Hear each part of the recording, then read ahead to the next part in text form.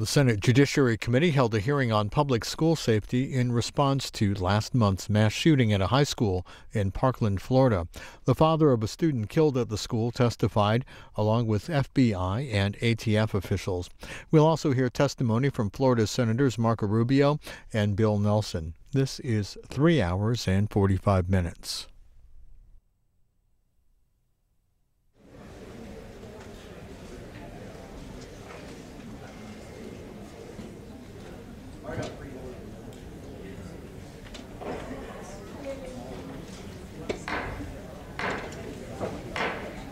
We welcome everybody to a very important oversight hearing. We're here this morning to discuss another national tragedy and to reflect on the loss of 17 innocent lives.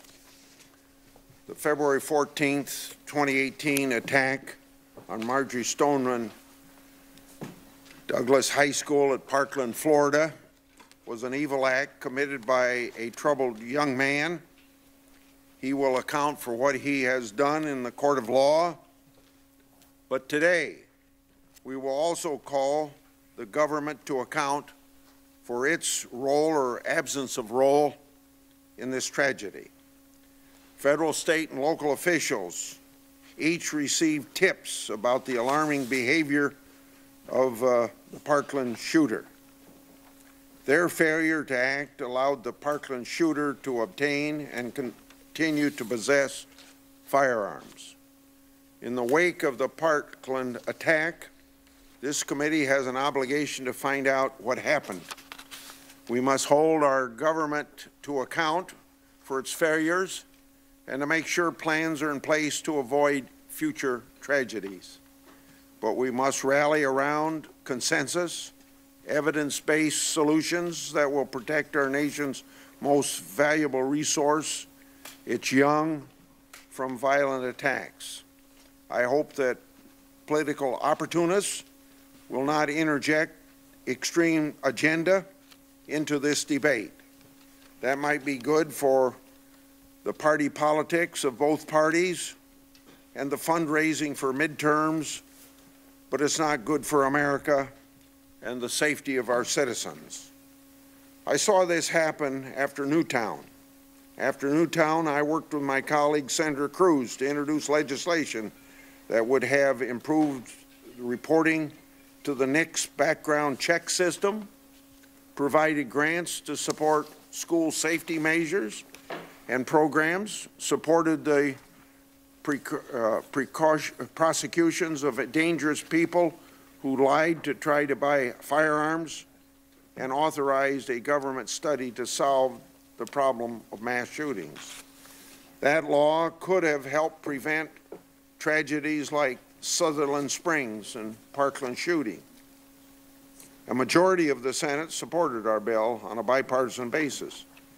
Tragically, it was held hostage by partisan politics and did not pass.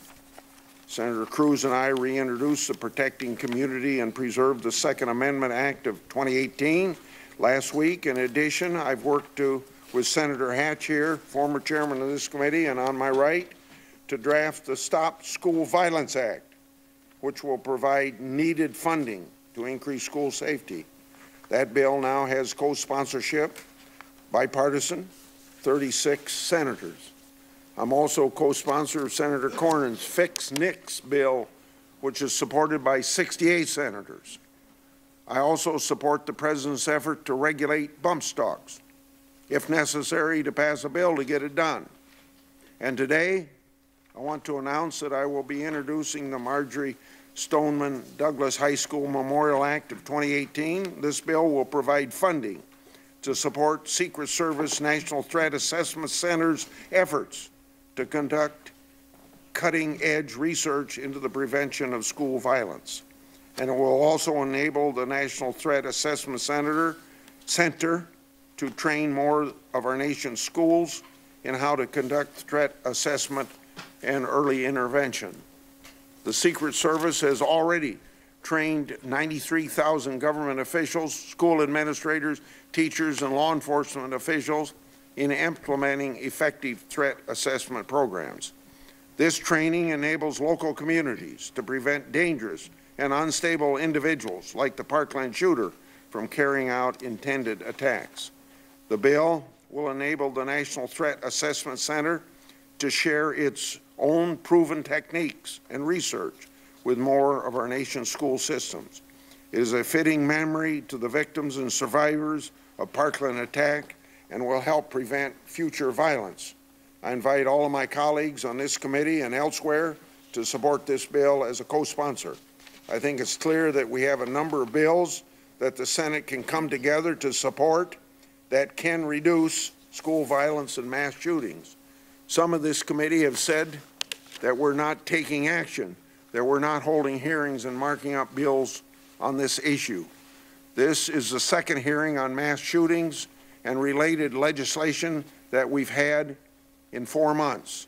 That's more hearings than the last chairman held on this issue at this point in that tenure, despite the D.C. sniper attacks, the Virginia Tech shootings, and other attacks during that time period. As for markups, I've had discussions with Senate leadership and members of this committee on both sides of the aisle on how we can enact legislation that will help prevent violent attacks. Often, as my Democratic colleagues well know, legislation on controversial issues, such as gun issues, are of concern to the entire Senate. It is common for bills on these issues to bypass committee and to be brought straight to the Senate floor. That was the strategy that the Democrats used when they brought up Senator Manchin and Senator Toomey's bill on universal background checks when they were in the majority. That bill went straight to the floor without hearing or markup, where it was debated by the full Senate. It's possible that similar approach may be used now as the Senate works together to consider what should be done about school safety and preventing mass violence. In the meantime, we're holding this hearing, which I believe is a great opportunity for the entire Senate and indeed the country. I hope today's hearing can shed light on what government can do better to prevent future attacks. Since the Parkland shooting, I instructed my staff to investigate what went wrong, so we had officials from the FBI immediately briefed the committee's majority and minority staff.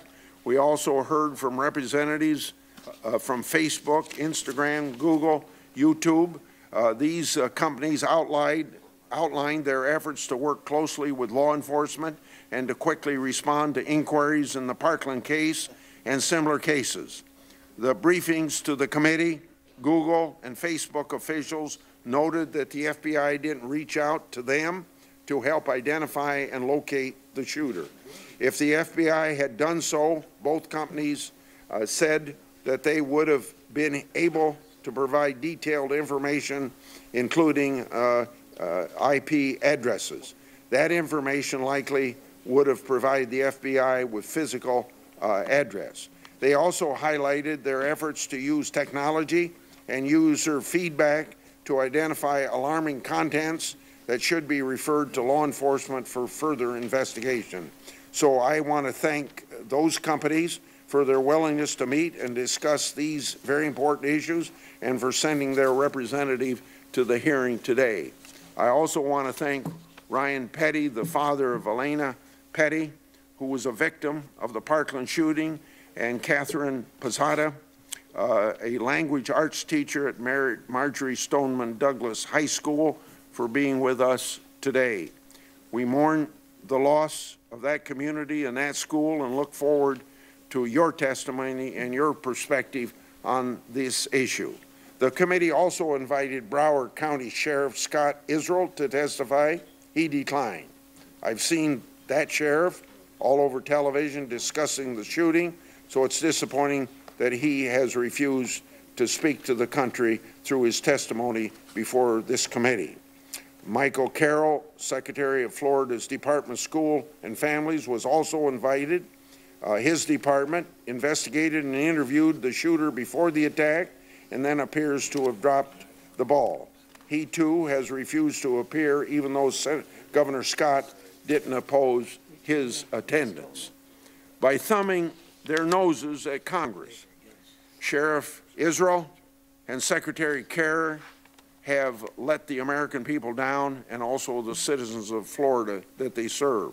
As we will discuss during the hearing, Broward County Sheriff and Department of Child and Families are integral to the Parkland fact pattern. And that fact pattern is, of course, as you all know, very, very disturbing.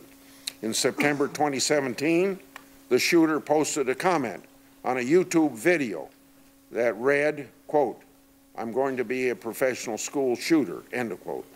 The creator of the video flagged the comment and reported it to the FBI. The September 2017 tip was routed to the FBI's West Virginia call center. According to what the FBI has told the committee, the responsible FBI agents did not believe they had enough information to identify the shooter who made the YouTube post. The FBI then closed the case. Then on January the 5th this year, the FBI received a call from a woman who knew the shooter well. She described a troubled young man who posted disturbing statements and pictures of mutilated animals and guns on social media. The caller described the shooter as suicidal and with homicidal ideas. The caller also provided the FBI with the usernames to 4 of his social media accounts. In one account, he wrote, quote, "I want to kill people," end of quote. The caller also explicitly mentioned her concern that he may try to get into a school and, quote, "shoot the place up," end of quote. The call taker concluded that there was no imminent threat because the tip did not provide a target date and a target location. If the FBI had followed up on that tip, it would most likely have sent agents to interview the shooter. Either way, it appears that the FBI did not communicate with local law enforcement. In addition to the FBI, the state of Florida has a tremendous responsibility as well. On September 28, 2016, Florida's Department of Children and Families opened an investigation into the shooter. At that investigation, that Department of Child and Families concluded that he is, quote, "vulnerable adult due to mental illness," end of quote. That department's investigation also mentioned that a mobile crisis unit was deployed at Henderson Health and determined that the shooter wasn't a risk to himself or others. On November the 12th, 2016, that department closed the investigation. It appears, I should say, that local officials in Florida, including the Broward County Sheriff, may not have taken the necessary steps to involuntarily commit. If he had been involuntarily committed to the mental institution for treatment, he would have been entered into the NICS system and prohibited from purchasing firearms. At all levels, law enforcement must explain what went wrong, why it went wrong, and what steps it's taken to make sure that these failures never happen again. And we must determine the best evidence-based approach to improving school safety. Senator Feinstein. Thanks very much, Mr. Chairman. This hearing comes on the 1-month anniversary of the heinous attack at Marjorie Stoneman Douglas High School by a 19-year-old who legally purchased the weapon used. 14 high school students and 3 faculty members were shot to death that day. And today, their memory is being honored by students and parents across the country who are marching and reflecting during a 17-minute moment of silence. I want to begin by giving my deepest and sincerest condolences to each of their families and all of their loved ones, and to my 2 colleagues who will be speaking shortly, Senators Nelson and Rubio. I just had the opportunity, along with the chairman, to meet Mr. Ryan Petty and his son, and all I could do is give them a big hug. That's a terrible thing about this.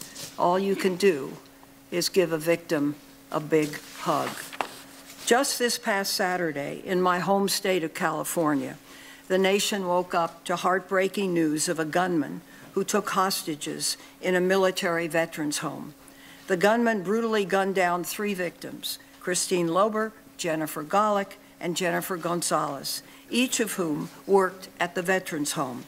Jennifer was pregnant with her first child. Their lives were abruptly ended, and their family's grief is devastating. These events, ladies and gentlemen, have become too commonplace as gun violence in this country gets worse and worse, and guns and assault weapons continue to flood our streets by the millions. When I first joined the Senate in 1992, following a mass shooting at a law firm located at 101 California Street in San Francisco, we worked to pass an assault weapons ban. This ban was law for 10 years. As the chart shows, when the legislation was enacted in 1994, it worked. Compared to the decade before the ban was enacted, the number of gun massacres fell by 37%, and the number of people dying from gun massacres fell by 43%. Now, here's the thing. In the decade that followed the expiration of the ban, in 2014, things got measurably worse. Gun massacres increased by 183%, and there was a 239% increase in deaths from those massacres. This is stunning. The fact is, since the ban expired, we have seen more and more children, families, communities victimized by mass shootings from military-style assault weapons. And I can go on and on with numbers. Let's just go to Sandy Hook. I thought, who could take a gun, a powerful military weapon converted for civilian use, and go into a school of 6- and 7-year-olds and just kill 20 of them and 6 staff outright? But ladies and gentlemen, it happened, and it's still happening. Since Sandy Hook, there have been 239 school shootings nationwide, with 438 people shot and 138 people killed. This averages out to 5 school shootings per month. This is outrageous in the United States of America. Apart from school shootings, since Sandy Hook, approximately 7,000 children have been killed by gun violence. Just yesterday, we all received a sobering reminder of this figure when 7,000 pairs of donated shoes were neatly laid across the Capitol lawn to represent the children lost since Sandy Hook. I regret it didn't get much press, but those shoes were there and those deaths happened. This Congress cannot continue to do nothing, because nothing means more lives are lost, including the youngest and the most vulnerable among us. We must act. We cannot continue to sit in this room and other rooms week after week and simply do nothing. High school students who have lost their friends are literally begging us to take action to get these guns off the streets and out of our schools. There are options. We can talk about getting better background checks, initiating purchases, limiting purchases of magazines, banning bump stocks, raising the age of who can buy a semi-automatic rifle, and provide a legal process for securing a restraining order when someone has a mental illness. I would very much like to see an assault weapons ban. We have rewritten one. We think it makes sense. It has been introduced, but I'm the first one to recognize the NRA's power in these United States of America. Ladies and gentlemen, the statistics are reaching the point of killings that do not justify millions of these weapons floating over our streets and being used in our schools of this country. I hope this committee will take some consequential action. Thank you very much, Mr. Chairman. Thank you, Senator Feinstein. We now have the opportunity to hear from the two senators from Florida. We thank you very much for coming. We're sorry you have to be here under these circumstances. We'll start with Senator Nelson. Mr. Chairman, thank you for the courtesy. I have to go to the Commerce Committee, so after my statement, if you will excuse me, Senator Thune and I need to kick that committee meeting off momentarily. Mr. Chairman, Madam Ranking Member, my fellow senators, we've had our fill of this in Florida in the last 2 years. 49 souls lost at the Pulse nightclub with a Sig Sauer MCX. 5 at the Fort Lauderdale airport with a rapid-fire handgun, and now an AR-15 at the school. Senator Rubio and I have joined together as we work well together on so many other pieces of legislation that will affect this, things that are steps in the right direction, like what the Florida legislature did, the most significant there, the 3-day waiting period. But that's it. Yes, age 21. Yes, arming some school personnel. Yes, getting at the bump stocks. Senator Rubio and I trying to offer federal incentives in legislation that we filed to make schools safer, trying to catch the red flags and get them to the attention of authorities, another piece of legislation. But these are just steps in the right direction. When you go through what we've gone through, you realize there's a difference between an assault rifle and a handgun.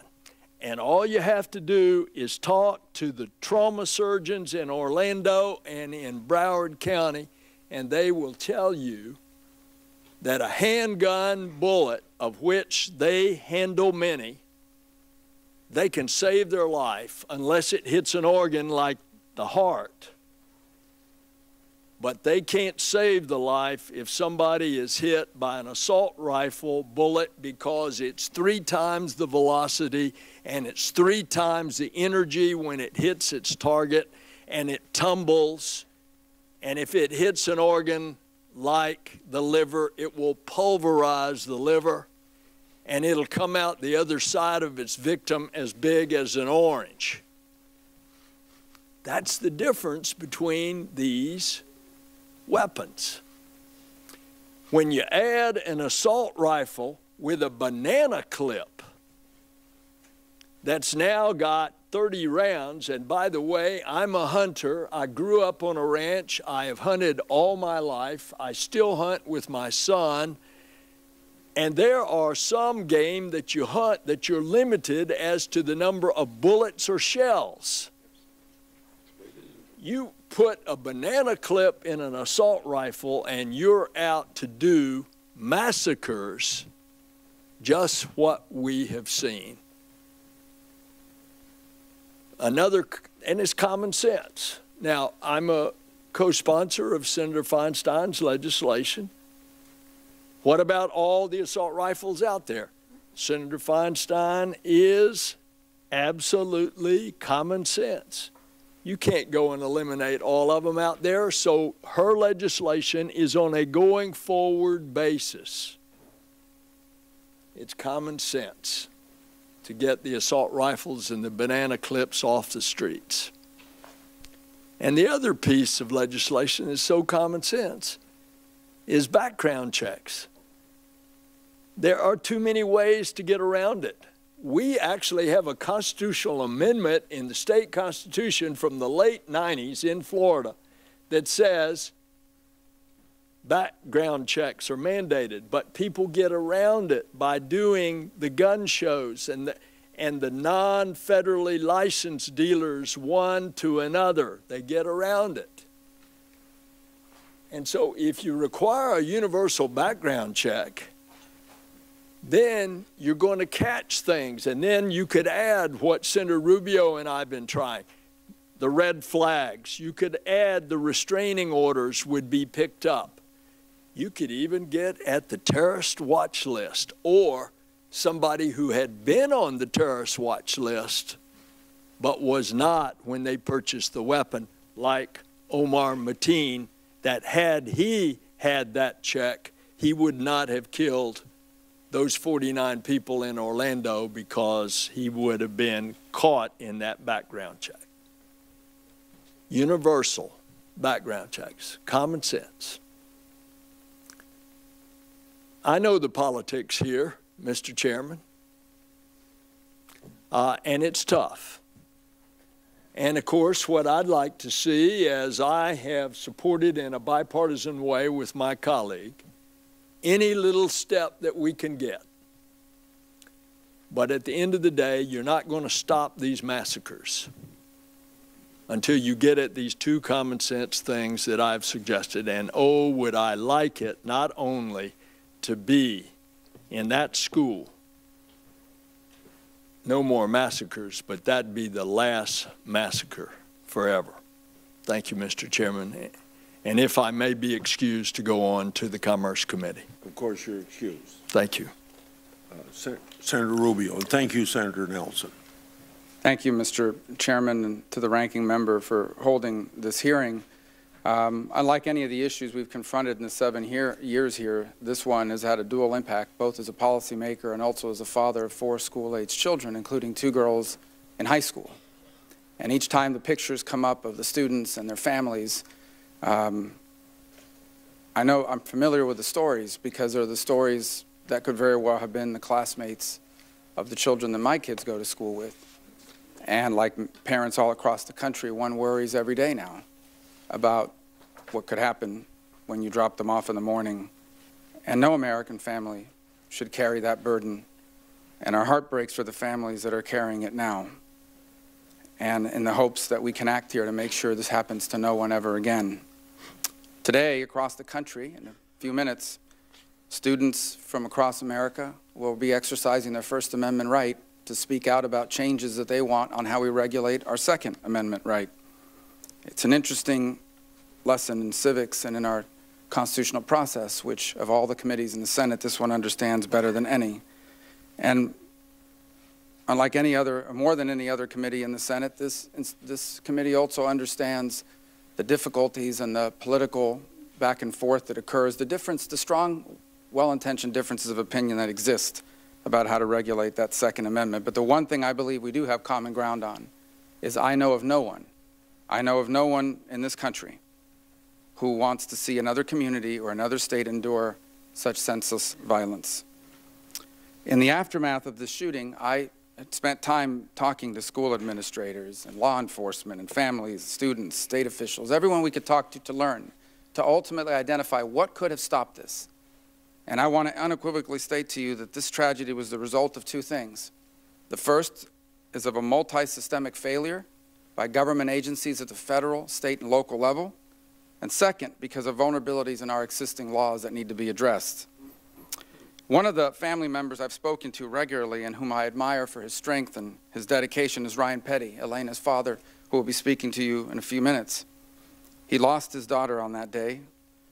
Patrick, his son, and their family lost a beloved sister. She was a friend to many. You'll have the opportunity to hear from Ryan and also from Ms. Catherine Posada, who's a teacher at the school. And I encourage every single member of the committee to listen to what Ryan has consistently said, that we should work together to take meaningful action when we can agree. He said yesterday that the shooter was the worst kept secret in Parkland. That's perhaps the most stunning truth of all. The school system knew he was dangerous. Local law enforcement knew he was dangerous. The FBI was told directly that he was dangerous. Someone close to the shooter called and said they feared he would carry out a school shooting to both the sheriff's office and the FBI. He utilized social media platforms. On one occasion, he even declared he was going to become a professional school shooter. And yet somehow, not only did he buy multiple guns, he stepped foot in that school and shattered a community. He didn't slip through one crack, he slipped through every crack. And we have to figure out a way to address those vulnerabilities. There are currently insufficient programs in place to report people like this shooter and to coordinate law enforcement, school officials, and mental health. That's why I believe we must pass the Stop Violence Act to strengthen school security, provide school training to identify these threats, create threat assessment and crisis intervention teams so that all of these entities can come together and compare notes. I believe if that had happened here, they would have acted. We need to provide law enforcement and family members who have someone they know who's dangerous or threatening. They have today very limited options on what they can do about it, which is why I hope we can pass a law that incentivizes states to do what Florida has now done and 5 other states have already done, and that is create gun violence protection orders that provides due process, but also a mechanism by which dangerous individuals cannot just be prevented from buying any gun, but also lose the ones they have now before they take action. Third, and something that hasn't received enough attention, is I believe that we need to spend some time examining the policies that could potentially discourage schools from reporting dangerous students. Now, I want you to understand, I do not want students being arrested, especially for things that would not be a crime to an adult and for things that are typical of the school experience and whatever. But I do think this guy should have been arrested because he specifically threatened students and their lives. He was a dangerous individual. And Broward County's policies that serve as a framework for the federal guidance, to date, we cannot determine how exactly the reports related to the shooter were handled. We have a diversion program called Promise, but I've been told by the superintendent he was never in that program. Then the only other route that remains is the law enforcement route. And yet it's not clear that law enforcement he was ever referred to law enforcement to act. If he had been arrested or committed, he would have failed the background check. He would have never owned that gun or any other gun. And we would not be meeting here today to talk about this terrible tragedy. There are other things I believe we should do. I support Senator Cornyn's PAC's and Senator Murphy's bill to fix NICS Act, and it's an important improvement that we must make. I also support Senator Toomey and Senator Coons's Denial Notification Act for NICS. These are all important things. I thank you for the opportunity to testify today. I hope you'll consider us willing partners, both Senator Nelson and I, to move forward on this. And I want to close with this note. Out of tragedy and out of heartbreak, the families of the 17 victims in Parkland came together and they decided that they would set aside for a moment their differences on all sorts of other issues so they could come together and fight hard on the things they agreed on. I believe that should serve as an example to this body. There are things we agree on. We should pass those things. There are things we should disagree on. I hope we'll debate them. Perhaps we can find common ground on those as well. But we should first act on the things we can agree on and take action so this never happens again to anyone, anywhere. Thank you, Mr. Chairman. Thank you, Senator Rubio. I appreciate it very much. And we're going to call our first panel. Before I introduce the first panel, I'll wait till your name gets up there so you know where you're going to sit. And but I'd like to have you stand, and I would like to swear you before you take a seat.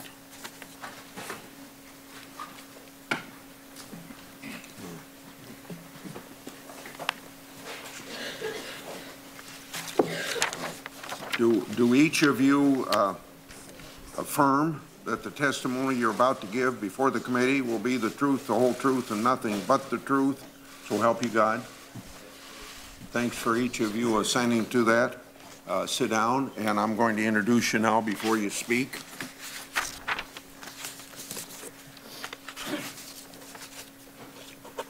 Mr. Brandon is the acting director of the Bureau of Alcohol, Tobacco, Firearms, and Explosives. He began at this agency within the Department of Justice as a career special agent in Detroit in 1989.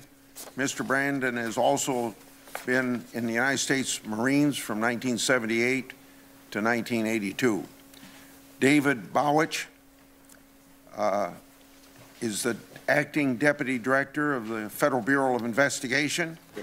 He began his career as a police officer in New Mexico in 1991 and then joined the FBI in 1995 as a special agent that served as a SWAT team member. Dr. LINA ALATHARI is the chief of the Secret Service's National Threat Assessment Center. Dr. ALATHARI received her PhD in cognitive psychology, 2002, and previously served as a supervisory research psychologist at this agency, where she conducted research on threat assessment and cases of targeted violence. She is well known for providing guidance based on her research to the U.S. government agencies, international security agencies, schools, and businesses. I thank each of you for being here, and particularly for the time you had to prepare for our testimony and possible questions. Director Brandon, we'll begin with you, and then Mr. BOWDICH, and then Dr. ALATHARI. Well, Chairman Grassley and Ranking Member Feinstein and members of the committee, thank you for the opportunity to appear before you today to discuss ATF's response to the shooting at the Marjory Stoneman Douglas High School in Parkland, Florida on February 14, 2018. On behalf of the men and women of ATF, I extend deep felt condolences to the family, friends, and loved ones of those who were killed or injured that day, and to the survivors and their families. We have the utmost respect for the teachers, staff, and students at the school and the bravery that they have demonstrated. As you're aware, the Parkland shooting investigation is ongoing and the alleged shooter has been charged in Florida State Court. Because the investigation is ongoing and the case is pending in court, I am limited in the information I can provide today about the case, but I can generally outline ATF's role in supporting our local, state, and federal partners in response to the shooting. The first ATF agents responded to the high school within minutes of the shooting report. These agents assisted in clearing the building of students while the search for the gunman was ongoing and in securing the scene. ATF quickly traced the firearm recovered at the school. It was an AR-15 type rifle, determining that the alleged shooter had obtained the rifle about a year ago from a federal firearms licensee. ATF agents immediately responded to interview that FFL and secured additional evidence. In that process, they determined that the FFL conducted the required background check prior to completing the sale, and the alleged shooter passed that check. While this process was ongoing, other ATF agents continued contacting other FFLs throughout the area to determine if the alleged shooter had acquired any other firearms to ensure that any such firearms were located and secured. As the investigation continued, ATF agents assisted in serving several search warrants, including at the alleged shooter's residence. These warrants resulted in the recovery of 9 additional firearms, on which ATF also conducted urgent traces. The information from those traces resulted in ATF agents conducting additional interviews of the FFLs who sold those firearms and securing additional evidence about those transactions. Through this process, ATF helped identify all firearms known to have been purchased by the alleged shooter and ensure that those firearms have been recovered and secured. ATF personnel engaged in the Parkland investigation has included more than 40 special agents, plus dozens of specialists and support staff from our tracing center, firearms forensic divisions, and from our crime gun intelligence centers. The discussion following the Parkland shooting has focused on the unfortunate reality that law enforcement agencies had received several tips about the alleged shooter's mental health issues and possession of firearms. These disclosures are gut-wrenching for all law enforcement. We are universally committed to responding appropriately whenever there is information received about the potential for violence. As soon as I learned of the possibility that tip information from the public had not been effectively acted on, I ordered a review of ATF's policies and procedures for assessment and documentation of tips from the public. At the time of the Parkland shooting, ATF's process for reviewing and acting on tips from the public had been in place for several years.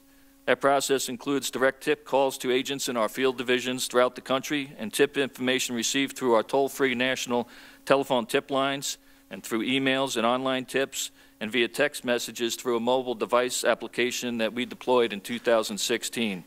A duty agent in each field division is designated to document, assess, and investigate tips directly received in the field, while our Joint Support Operations Center, which is staffed 24/7, is responsible for handling tips received through email and text messages, and for all tips received after business hours and on weekends. While this process has served ATF well, following our internal review, we determined that our procedures could be improved by centralizing responsibilities for these functions in each field division's crime gun intelligence centers and by leveraging new technologies.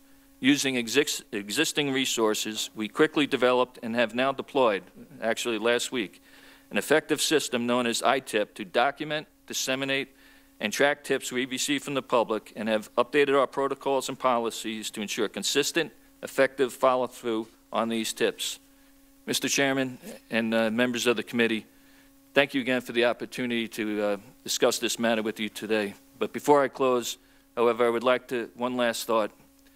Why large-scale shootings understandably draw intense public scrutiny. Violent crime involving firearms happens every single day, as you well know, in our cities and towns, large and small, across our great nation. ATF's commitment to combating this daily carnage by using our expertise to be the best possible partner to our local, state, and federal law enforcement partners is unwavering. I can assure you that the men and women of ATF are ready and are working every day to find ways to stop the daily toll of firearms-related deaths. I'm happy to answer any questions that the committee may have. Thank you.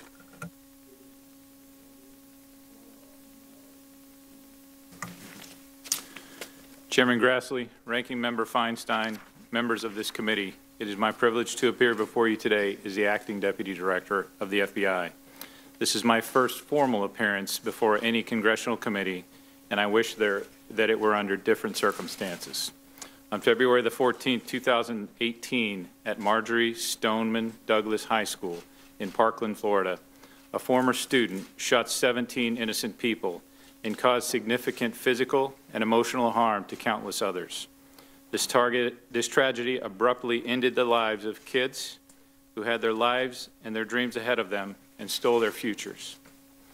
To the families, the victims, friends of those who were killed and injured on that day, Director Wray, myself, and the rest of the FBI extend our deepest sympathies to you. Though nothing can be said to undo the hurt and the loss that you feel, please know that the FBI continues to work closely with our state and local law enforcement partners in Florida to ensure that justice will be served. Unfortunately, as was disclosed by the FBI shortly after this terrible incident, the FBI did receive 2 separate tips that we now know were related to the shooter, Nicholas Cruz. As the FBI director has made clear, the FBI could have and should have done more to investigate the information it was provided prior to the shooting. While we will never know if we could have prevented this tragedy, we clearly should have done more. Our investigation continues into exactly what the FBI knew prior to February the 14th, 2018, and what we did and what we did not do in response. To summarize the results of our investigation to date, please let me quickly walk the committee through the relevant timeline as we understand it. It is important to understand that the FBI receives tips from the public through our public access line, or PAL. The PAL is the FBI's central call center for all calls and electronic tips made to the FBI's 56 field offices. The access line is responsible for receiving and vetting information from the public, then disseminating it to the field as actionable tips and leads for special agents and intelligence analysts to follow up on. To understand the volume of leads we receive, during 2017 alone, the PAL handled approximately 765,000 calls and 735,000 email tips. On September 25, 2017, we received an email tip from a person in Mississippi who indicated that a person unknown to him posted on his YouTube channel the following text, quote, "I'm going to be a professional school shooter," end quote. The posting was from the username Nicholas Cruz. In response to this tip, the PAL opened what the FBI calls a Guardian lead and assigned it to our Jackson, Mississippi field office. Upon receipt of the Guardian lead, an FBI agent, along with a local task force officer, interviewed the tipster on October the 2nd, 2017. At the time of this interview, the tipster provided a copy of a screenshot of the subject's post. The agent conducted searches of both FBI databases and open sources, believing the The true identity of the poster could not be determined. The Guardian lead was closed on October the 11th, 2017, with no additional investigative activity. A few months later, on January the 5th, 2018, the FBI received another tip by way of a call to the PAL from someone who identified herself as a close friend of the Cruz family.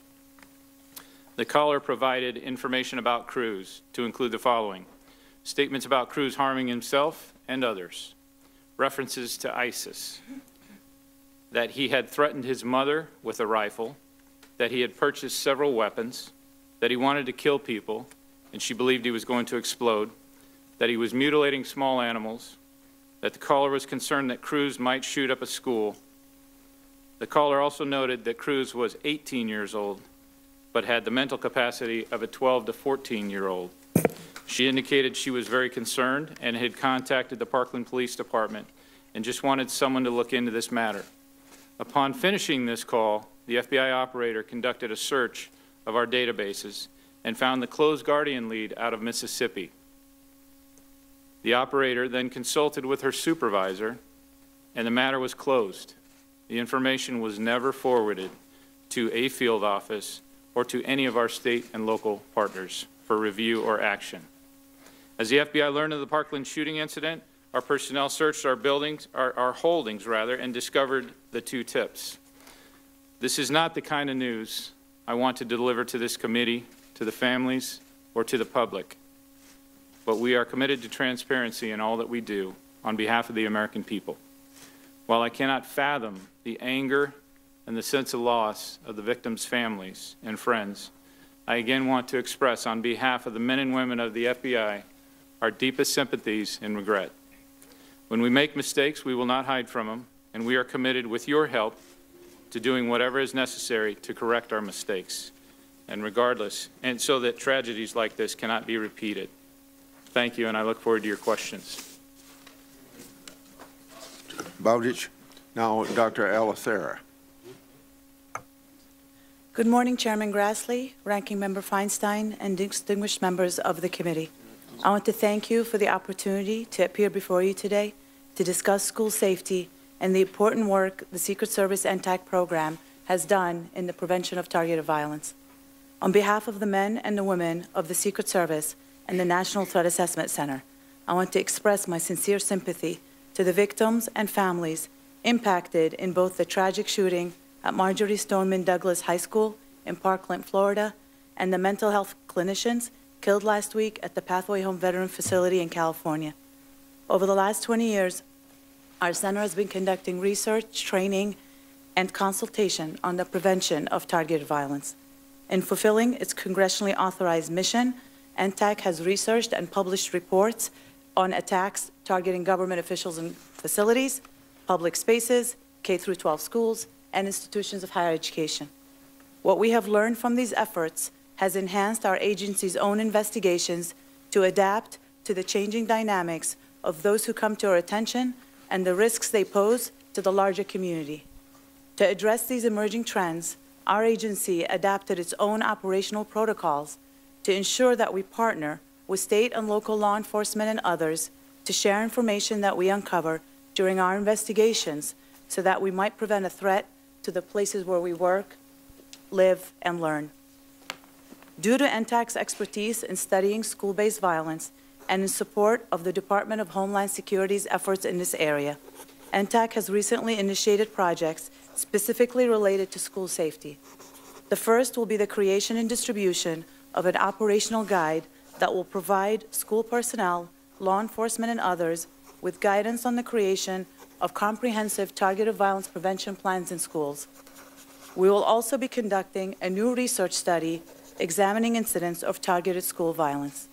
The overall goal of these projects is to provide guidance to thousands of school personnel, law enforcement, and others with evidence-based best practices in prevention and early warning detection. We know that NTAC's previous research has significant impact in this area. In 2002, in partnership with the Department of Education, NTAC released the Safe School Initiative report that examined 37 incidents of K-12 school shootings. The findings of this report and the accompanying guide set the standard for the creation of threat assessment programs in schools. As evidence of the immediate impact this study had, following the release of the findings of the report, a school in New Bedford, Massachusetts, was able to use this information to react quickly when a student came with information about a potential attack. The administrators, teachers, resource officers, and local police department were able to quickly identify the students involved in this alleged plot and make arrests. Following the incident, the chief of police attributed the success of this coordinated effort to U.S. Secret Service recommendations based on the findings of the Safe School Initiative. In subsequent years, NTAC engaged in other activities related to school safety in collaboration with other federal agencies. All of the reports are available on the secretservice.gov website. Based on our research, we know that threat assessment programs are most effective at reducing the risk of violence when implemented in a comprehensive manner. As outlined in more detail in my written testimony, the major functions of a school threat assessment program are to identify students who are exhibiting concerning behavior, gather information and assess whether they pose a risk of violence, and identify intervention strategies to manage that risk. Since the release of the SSI, NTAC has been providing in-depth trainings to school personnel, law enforcement officers, mental health professionals, and others on the prevention of targeted school attacks. To date, NTAC has conducted 444 such training to over 93,000 attendees, and we continue to do so.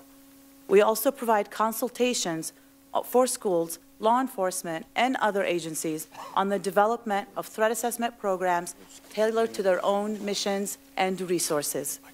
The goal of NTAC's activities is to promote best practices, information sharing, and the standardization of threat assessment. Chairman Grassley, Ranking Member Feinstein, and distinguished members of the committee, the Secret Service thanks you for the opportunity to discuss the NTAC program and ways to prevent future acts of violence at our schools. I'll be happy to answer any questions you may have. Yeah. Before we start our 5-minute round of questioning, I would like to make sure that some documents are inserted into the hearing record. I have 6. First, a letter from Sandy Hook Promise, an organization formed in response to the Sandy Hook massacre, supporting threat assessment training and Senator Hatch's bill on school safety as an effective way of preventing school shootings.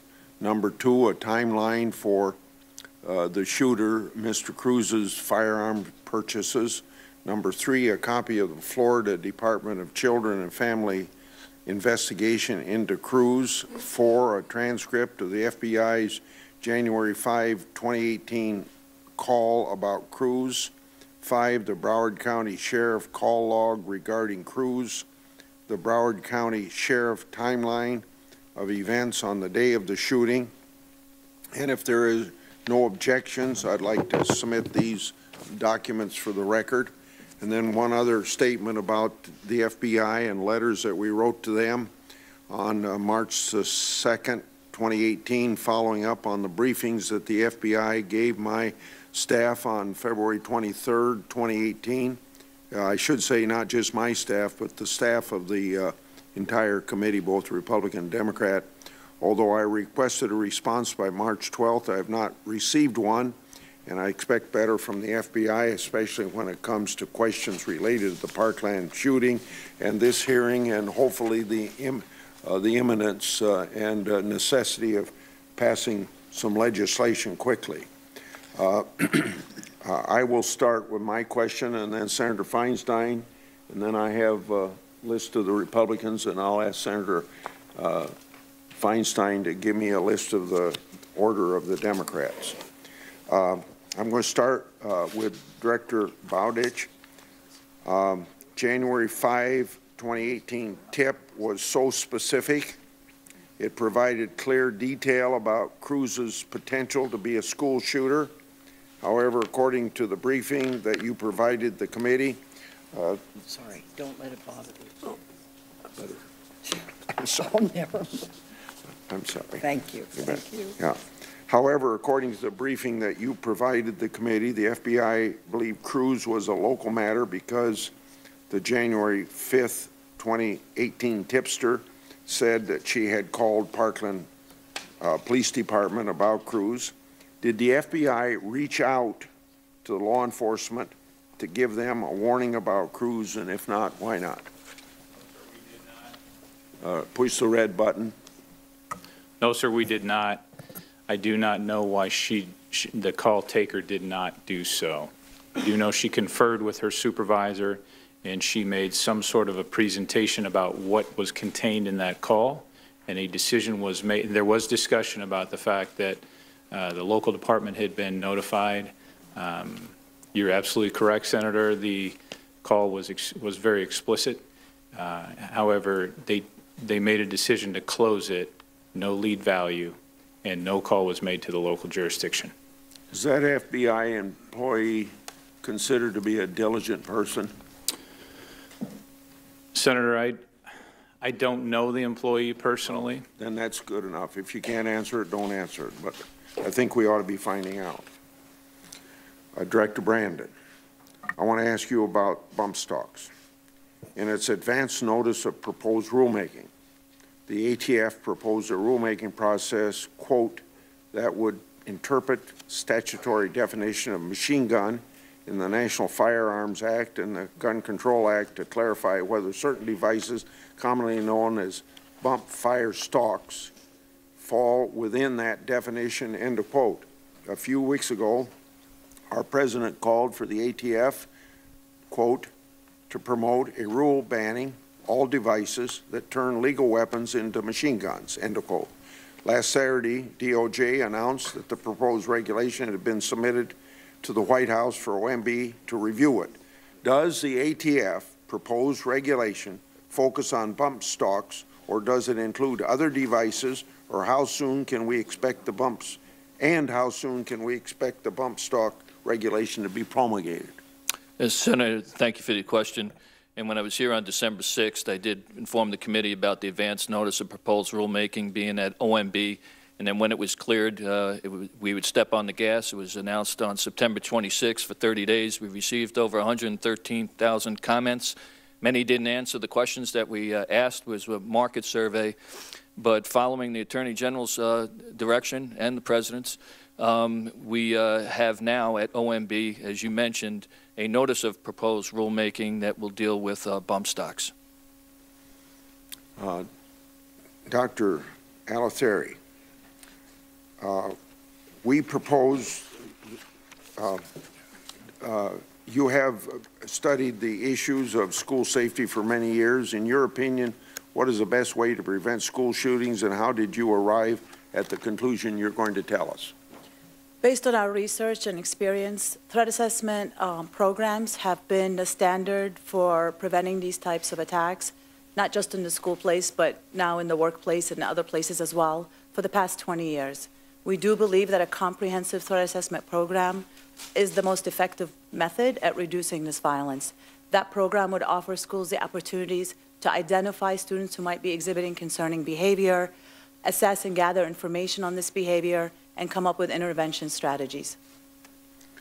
Director BOWDICH, the next audit log can be used to flag extremely high-risk subjects that have yet to actually commit a crime, but clear evidence exists that the individual wants to buy a firearm to commit a crime. Could the FBI have placed crews on the next audit log to monitor his firearm purchases in light of the threat that he wanted to kill people and shoot up the school? And if so, did the FBI place him on the audit log? And if you didn't, why not? Senator, I'd have to look at could we have. I do know he was not placed on the next audit log. He purchased 6 weapons in addition to the one that he used in this shooting. All were legally purchased. Senator Feinstein. Thanks very much, Mr. Chairman. It's my understanding that under federal law, fugitives cannot legally purchase or possess guns.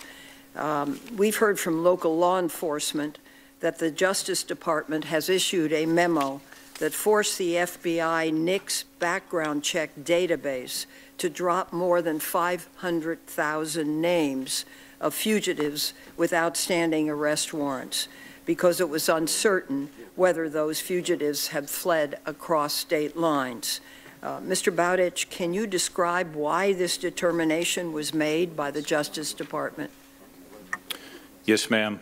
That was a decision that was made under the previous administration. It was the Department of Justice's Office of Legal Counsel that reviewed the law and believed that it needed to be interpreted so that if someone was a fugitive in a state, there had to be indications that they had crossed state lines.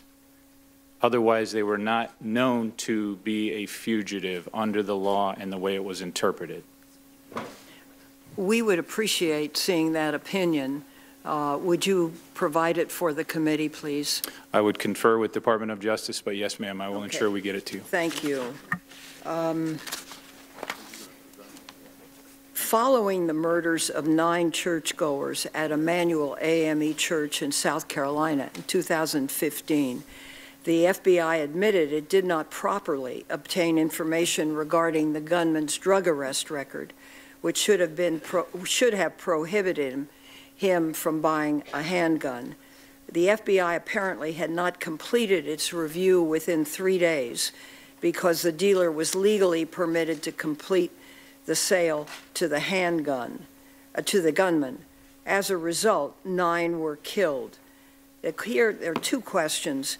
Are there instances where state records or other records cannot be physically obtained within a 3-day delay period by the FBI?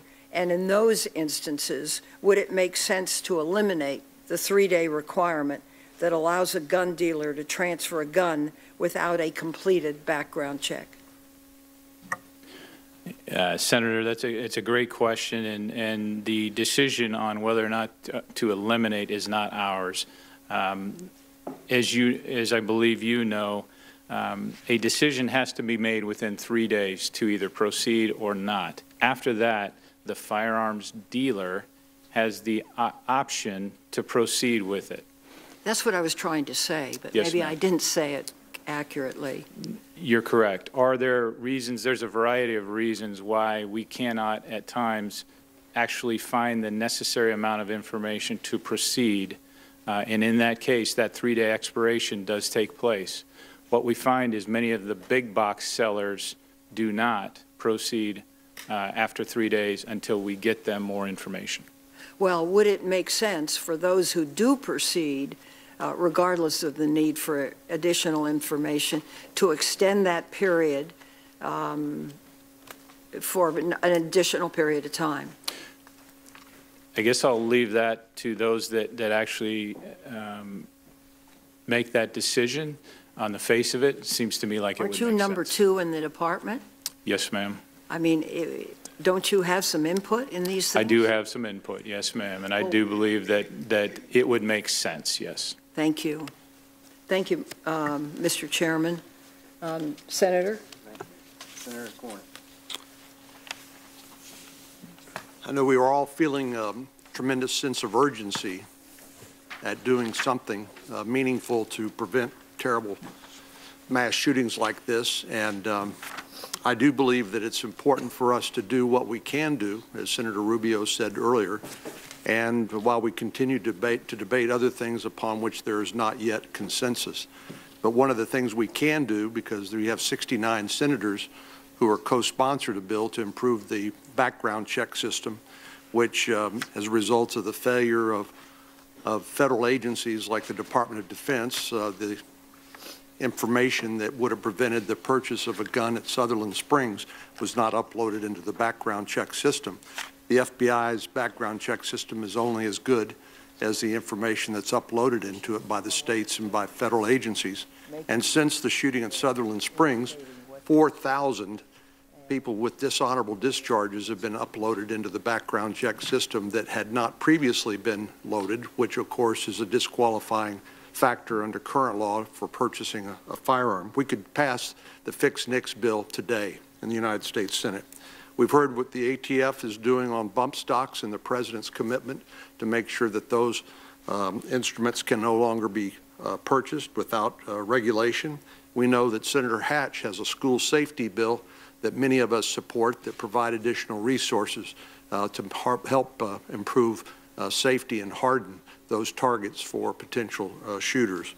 We know that Congress has passed a bill last December called the 21st Century Cures Act, which includes money to assist states in operating assisted outpatient treatment programs, a civil court procedure by which judges can supervise the treatment of people with mental illness without civil commitment. We know that Congress has passed and President Obama signed into law money for training for active shooter training, which after the Columbine shooting, law enforcement changed its tactics to go in and interact with the shooter to prevent additional killing. And part of the bill that we passed that's now been signed into law would authorize the training of emergency medical officials to go in after the shooting site is secured, because as I was learned, first you have to stop the killing, then you have to stop the dying, where people who are injured. But if law enforcement doesn't go in and the emergency medical technicians don't go in, obviously the loss of life is going to be much higher than it needs to be under the circumstances. But it strikes me that we have a conundrum here, and I'd like to get your comment on it, that law enforcement in America is trained to investigate and prosecute crimes, not pre-crime. That's the stuff of movies. But we still have to have some tools available to intervene when people demonstrate their dangerousness to themselves and to others. And I do believe some of these tools do already exist, like the assisted outpatient treatment procedure that Adam Lanza's mother could have used before he took her gun and killed her and then murdered those innocent children at the elementary school. There are tools available, but they're not widely recognized. Law enforcement and communities need to be trained to take advantage of those. But in particular, I think here, I agree with Senator Rubio, there was a catastrophic failure at every single level that occurred here, which made this shooting possible, and we have to find a way to plug those holes. So I'd be interested in hearing Mr. BOWDICH, and Dr. ALATHARI, your comment about this conundrum between law enforcement being authorized to investigate and prosecute crimes, but not pre-crime, and the challenge of dealing with people who have demonstrable mental illness and should not legally, under current law, be able to purchase and possess firearms, getting access to them and committing crimes like this. Mr. BOWDICH, do you have any thoughts? Thank you, Senator, for the question. So you're right, pre-crime is the stuff of movies. I agree with you. However, one thing that we are charged with is protection of our country and our communities, and sometimes that does take disruptions prior to the act. Now, in this case and in many other cases, there are limitations for us, and we know that. As I wanted to be fully transparent on, we made mistakes here, no question about that. That said, even had we done everything right, I'm not sure if we could have stopped this act. But it sure would have been nice to try. It sure would have been nice for our investigator to sit down in front of Mr. Cruz and actually have that discussion. You made another great point during your narrative there about the systems, the NICS system, and how it's only as good as the information that goes into it. It's a good system. It's not perfect, but it's a good system. And what we're trying to do is work with our state and local counterparts to ensure that we have as full of participation in that system. One of the great problems we have is dispositions of crimes. We're still lacking many of those throughout the country, but we are really, the Attorney General recently put out some guidance for us to build and strengthen those partnerships to make sure that everyone understands the stakes of us lacking certain dispositions going into that system. I don't want to take up all the time, Senator. Thank you. Doctor. Thank you, Senator, for that question. It's an interesting question because that's one of the main focus that my center does when we're training our own agency personnel, as well as other federal and state and local law enforcement on preventing various types of targeted violence. one of the first things we talk about is the protective intelligence mission of the agency that is usually managed at headquarters, but the investigations are actually carried out by our global network of field offices everywhere.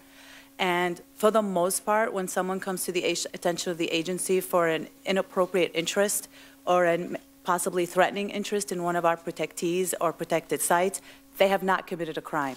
And so the goal of a protective intelligence investigation is to identify these people, assess why they engaged in the behavior they brought them to our attention, and then come up with intervention strategies. A lot of times those intervention strategies cannot be about arrests because they haven't committed a crime. If they don't meet the threshold for an imminent danger of risk to themselves or others, then they may not be able to get committed. So we work very closely with our partners in the community through our network of field offices and our agents out in the field by building liaisons, partners, identifying resources that we can offer to these individuals so that it would mitigate the risk of them engaging in a harmful act to themselves or others. Thank you. Thank you, Mr. Chairman. Thank you, Mr. Chairman. You know, there's the discussion here at the beginning of this, whether this was the first time we held such hearings. Actually, we've had a lot of hearings on this issue. We had a number of them when I was chairman on gun violence, and we actually advanced some meaningful legislation and universal background checks, school safety grants, straw purchasing, assault weapons bans. Many of them received over 50 votes in the Senate, or were blocked from going further to be acted upon by the House. In those hearings, incidentally, I do remember, and I'm not sure why they haven't been called here, but the NRA appeared and said how they opposed universal background checks, even though it was obvious from the evidence that a lot of guns were being bought at gun shows and elsewhere, straw purchases and so on. But let me, you know, we talked about our children being killed and what can be done to fix it. We ought to admit the fact the United States is unique in this thing. We cannot say, oh, it's, we're no different than the other countries. Let me show you a chart. It's behind you. Do you have that chart there? Okay. Look at these. The gun deaths per capita. The gun deaths from mental disorders. You know, we're off the charts in just one category, gun deaths. To say, oh, this is a mental issue. And I am so tired of people saying when something like this happens, oh, this is not a time to talk about gun safety or gun legislation. We should say a prayer for the victims. Of course, say a prayer for the victims, but don't claim that it's just mental disorders. Look at these figures. Look at these figures. I mean, we're an outlier in this country. We have to do something about it. We ought to do this on behalf of the children who are marching in solidarity in my state of Vermont and in every other state today. Now, Mr. Brandon, I think of ATF, and we work with the ATF in my state of Vermont. I did when I was a prosecutor. But I think what Americans would be shocked to know your agency is forced to use a backwards paper-only system to trace crime guns. Congress has forced you to act like you're back in the 19th century. You're prevented from electronically searching for records. When you try to solve crimes, this is what you have to go through. I mean, everything that is there could be stored in something like this. And yet you've got to go, if you can even find the papers, to do it. And why? Because Congress has blocked you from doing it. Do these restrictions impact the ability of your agents to do their jobs? Well, thank you for the question, Senator. And if I may, real quick, I was told I may have misspoke when I answered the chairman's question about bump stocks. I may have said the September 26th as the date, but it was actually December 26th, so I apologize for that. To answer your question on this, sir, that is the law, and we comply with it. I understand, but does that law make any sense? Wouldn't you be a lot better off if you could electronically search these records? You know, any cop, detective, agent knows you're conducting a criminal investigation. Time matters. Getting accurate information can develop a critical lead. So anything that can enhance that is beneficial for public safety. So these being forced to go through paper records cuts down your ability to react. Director, I can't lie. I mean, Mr. Senator, is that optimum? No, but it's the law, and we comply with the law. We ought to change that law because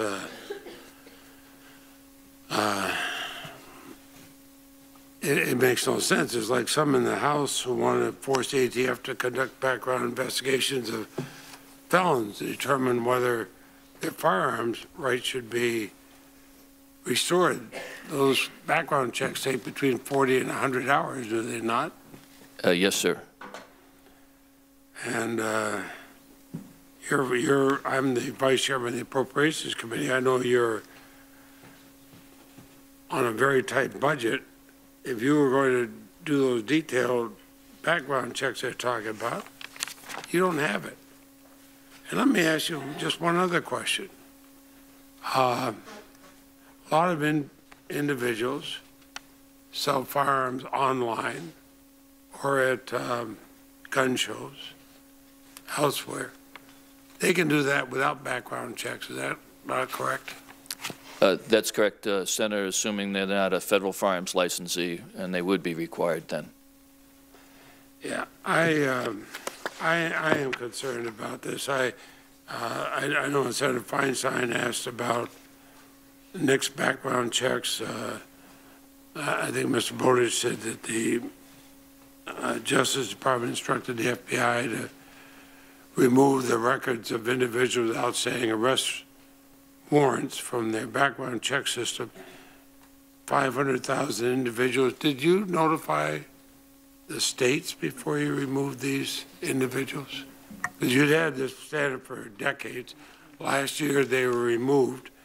It's right outside. Did you tell the states you were doing that? Senator, I don't know the answer about when and how that messaging was done, but I can get back to you on that. Please, because I understand it was done last year, and I understand that the states were not notified, and if I was in charge of law enforcement in the state, I'd be pretty upset at that. Thank you. Yes, sir. Thank you. Is it Mr. Bowdich, is that right? Okay. BOWDICH, sir. BOWDICH. Thank you, sir. Do you know how many times local law enforcement met with Mr. Cruz prior to the shooting?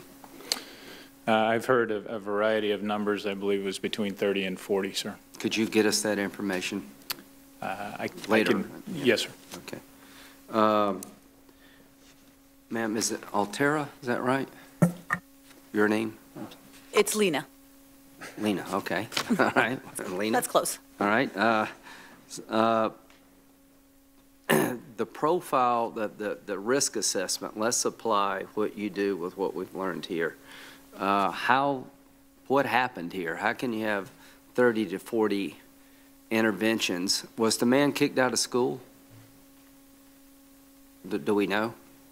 Yes, sir, he was. Okay. So the local cops meet him 30 or 40 times. He's kicked out of school. Would you say there's system failure here when it comes to risk assessment? Senator, I can't offer you an opinion on something that I have not studied. All I can speak... Just in general. In general, I can speak to our own research and how we talk about threat assessment. How about yes? There's a more comprehensive answer than that, but in terms of how... Why is yes not the right answer? Because I'm not familiar with the details of the case. The cops go to your house 30 or 40 times because you're disruptive. Shouldn't that put you on somebody's risk assessment? I can tell you that in situations that I've studied, a lot of the individuals that have engaged in these types of targeted attacks had engaged in concerning behavior before. They'd come to the attention of law enforcement and others for these type of behaviors. They elicited concern in the community.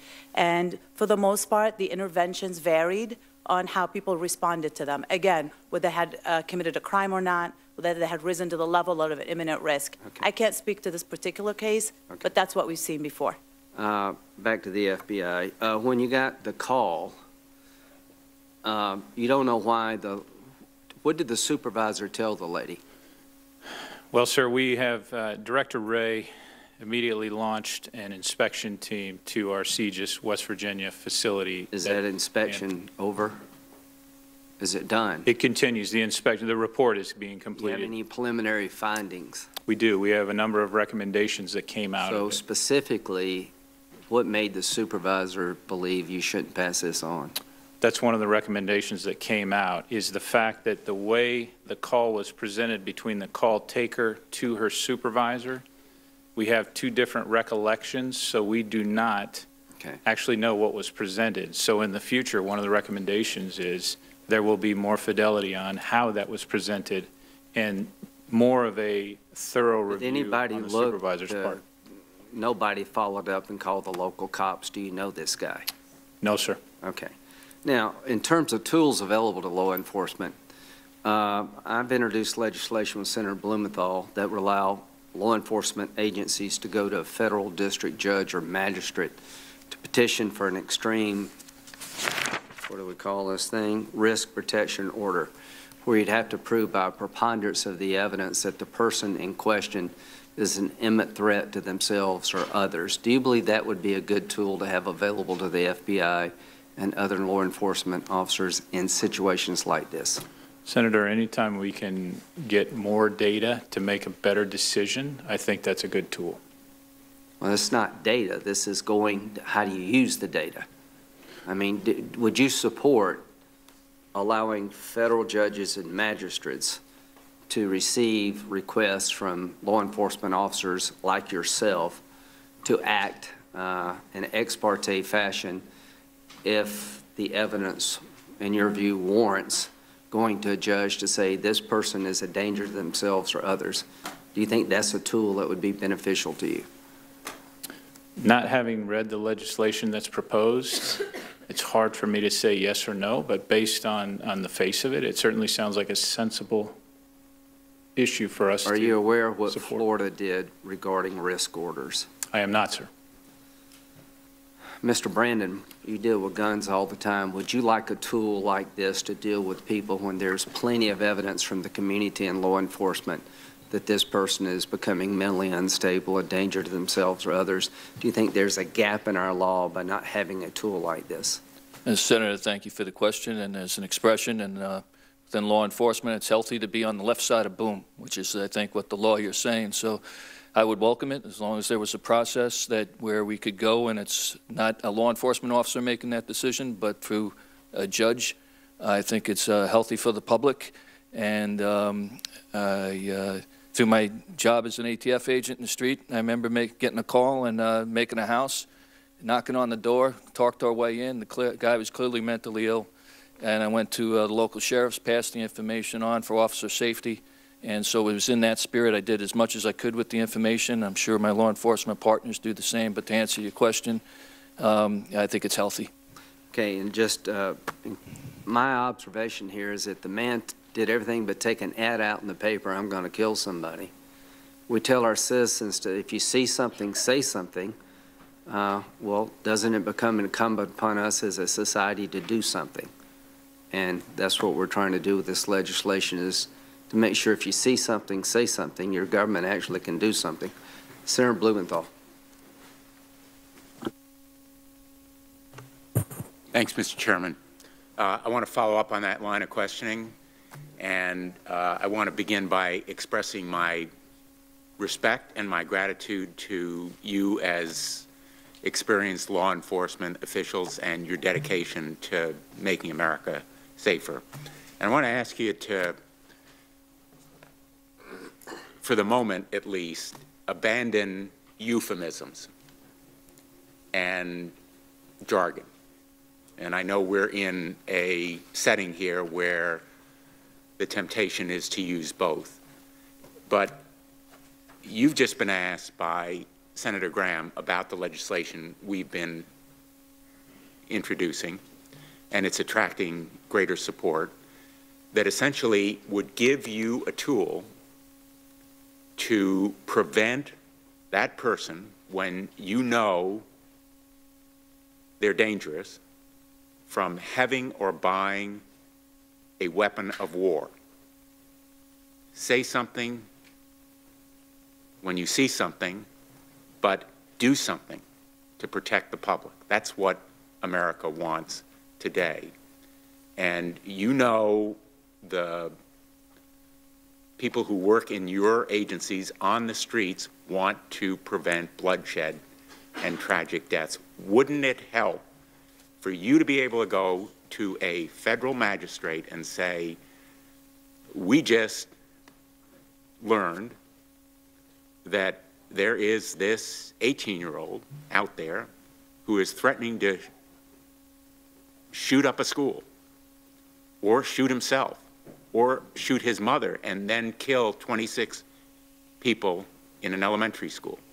We want to take his gun temporarily because we have more than ample cause to do it. Wouldn't that be helpful to you? Senator, of course it would. The way you just described it, absolutely. I'm always leery until I read something myself so I understand the full contents. But of course, the way you described it and the way Senator Graham described it, it sounds like very sensible legislation to me. Do you agree? Yes, Senator, I do. Ma'am, would you agree? Senator, I'm not a law enforcement official. I'm a researcher, so I'll leave that to the subject matter experts. You can still have an opinion. I can't offer you an opinion on something that I have no expertise in. Well, I'll go with the law enforcement folks. Mr. Brandon, are tips now required or information to be shared with other law enforcement officials at the state and local level? Yes, Senator, and they always have been. I have anecdotal evidence. I won't take up the time here, but that's, to be candid, it's usually we get right to the locals, and we embed with them, and it's usually a local crime, and we stay with them until our resources are no longer needed. And I'll just say that we standardized, streamlined, and simplified our ITIPs after this incident to improve our own agency. Thank you. With respect to bump stocks, my understanding is that AT&F at some point provided an opinion or stated its view that current authority was lacking for bump stocks to be banned. Is that correct? Senator, when I first was with the tragedy on October 1st and dealing with bump stocks, internally within ATF, from our technical experts, firearms experts, and our lawyers, was that it didn't fall within the Gun Control Act and National Firearms Act. I've kept an open eye in the interest of public safety from the letters I received from both Republicans and Democrats, and to be candid with you, I went outside and over to DOJ and I said, I don't want us to have tunnel vision, and I'm being told one thing, and so the Attorney General tasked a team to look at it.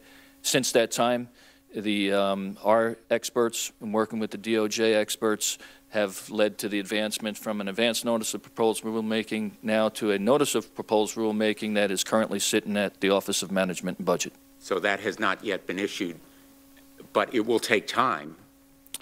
Correct, sir. It's the Administrative Procedures Act, as you well know, and it does take time. And then it could be challenged in court, correct? Correct. And in fact, as we sit here, everybody in this room wants to ban bump stocks, but the likelihood is there'll be a challenge in court which will delay implementation, correct? I've been told that by some attorneys, yes, sir. Well, it's a near certainty given the likelihood of litigation around this topic. So wouldn't it be simpler and more effective for there to be legislation banning bump stock? Senator, in the same spirit of answering the question from the previous thing about the proposed statute, optimum answer for public safety is a career guy, 30 years. You know, a law is clearly the best route, but we're doing everything within the executive branch that we can do, and that's through the Administrative Procedures Act to enhance public safety, to keep an open mind about bump stocks. Thank you. And again, my thanks to each of you for your service to our nation, and thank you for answering my questions. Thanks, Mr. Chairman.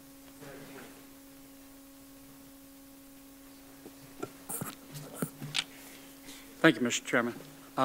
Director Brandon, do you know what the word fulminating means? Fulminating. To be honest, the stress of being here, not at the moment. I didn't either. I looked it up. It means raging against something. And raging can be cathartic, but can we agree that to solve a problem you have to actually do something? Yes, sir. You're a Marine, right? I'm a former Marine from 78 to 82, sir, enlisted. When you were in the Marines, what would happen if you disobeyed a direct order? You would be subject to the Uniform Code of Military Justice.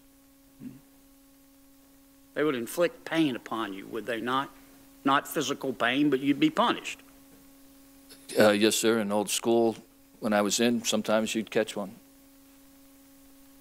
Can we agree that the NICS database is only as good as the information in it?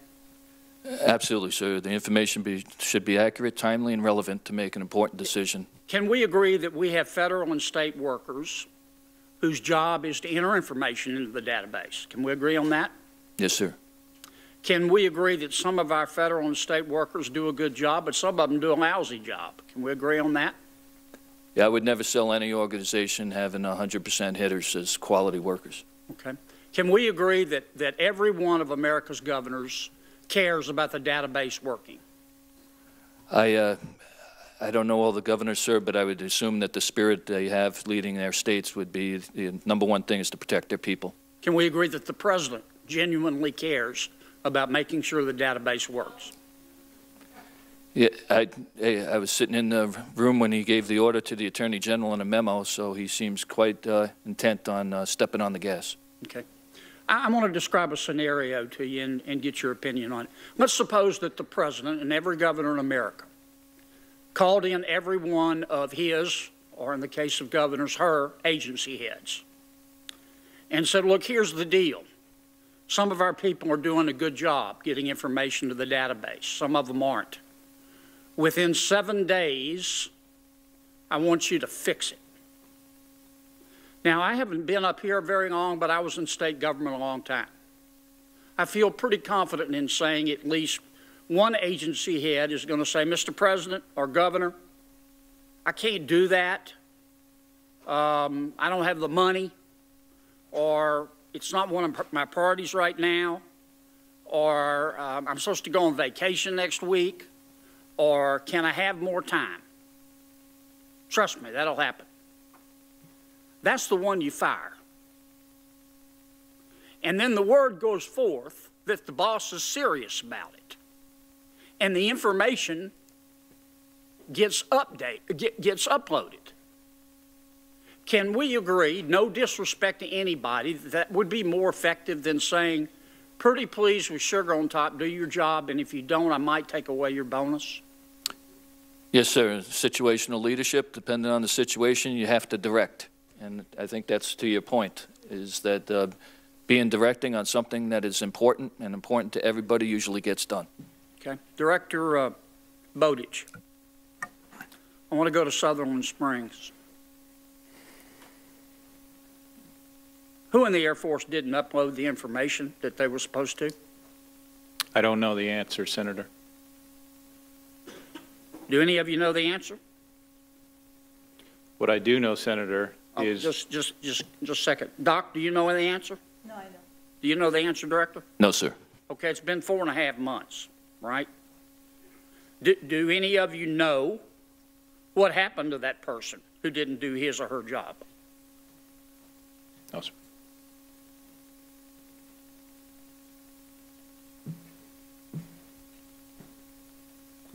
I don't mean to denigrate anybody. Has anybody in your agency or in your research staff reached out to find out who it was and what happened to them? No, Senator. What I would tell you is we have received extraordinary cooperation from the Air Force since this incident. But do we know who did it and whether there were consequences, or were they just put on double secret probation? Senator, that's not really something that I would have concerned. That's more of an internal agency matter. Okay. Thank you, Mr. Chairman. I have a letter been requested to introduce in the record from the American Federation of Teachers, National Education Association. Be entered without objection. Senator Durbin. Thanks, Mr. Chairman. It's been a long time. I don't have a lot of memories about what it was like to be in the first grade. But I do know this. My 6-year-old granddaughter, who goes to a first grade public school in Brooklyn, New York, has a memory of what happened after Parkland, Florida. She told me about it. The teacher told the first graders in her school that if there's a shooter in your school, stay away from the windows and get down on the floor. Is there any sane person in America who believes that's what the Founding Fathers had in mind with the Second Amendment? That's why we're here today. That's why the students from Parkland have inspired students across the United States of America to finally stand up and say to us, to the politicians, enough. Enough. I just have to say, and I put it in as straight a terms as I can, the 17 lives in Parkland, Florida are worth a lot more than the weak response we've heard from this committee and from the President. I believe when 97% of the American people agree that we should have universal background checks to keep guns out of the hands of people who misuse them and the Students' March, we ought to listen. When overwhelmingly Americans say we've got to get rid of assault weapons and these high-capacity magazine clips, we ought to listen. When they tell us that the sale of long guns, rifles, and others to people under the age of 21 is dangerous, we ought to listen. And instead what we have, sadly, are weak responses all around. And why? Well, in a lucid moment a couple weeks ago, the President identified it. Politicians are petrified by the National Rifle Association. And the question we face, very honestly, is whether we're petrified by them. I'm not.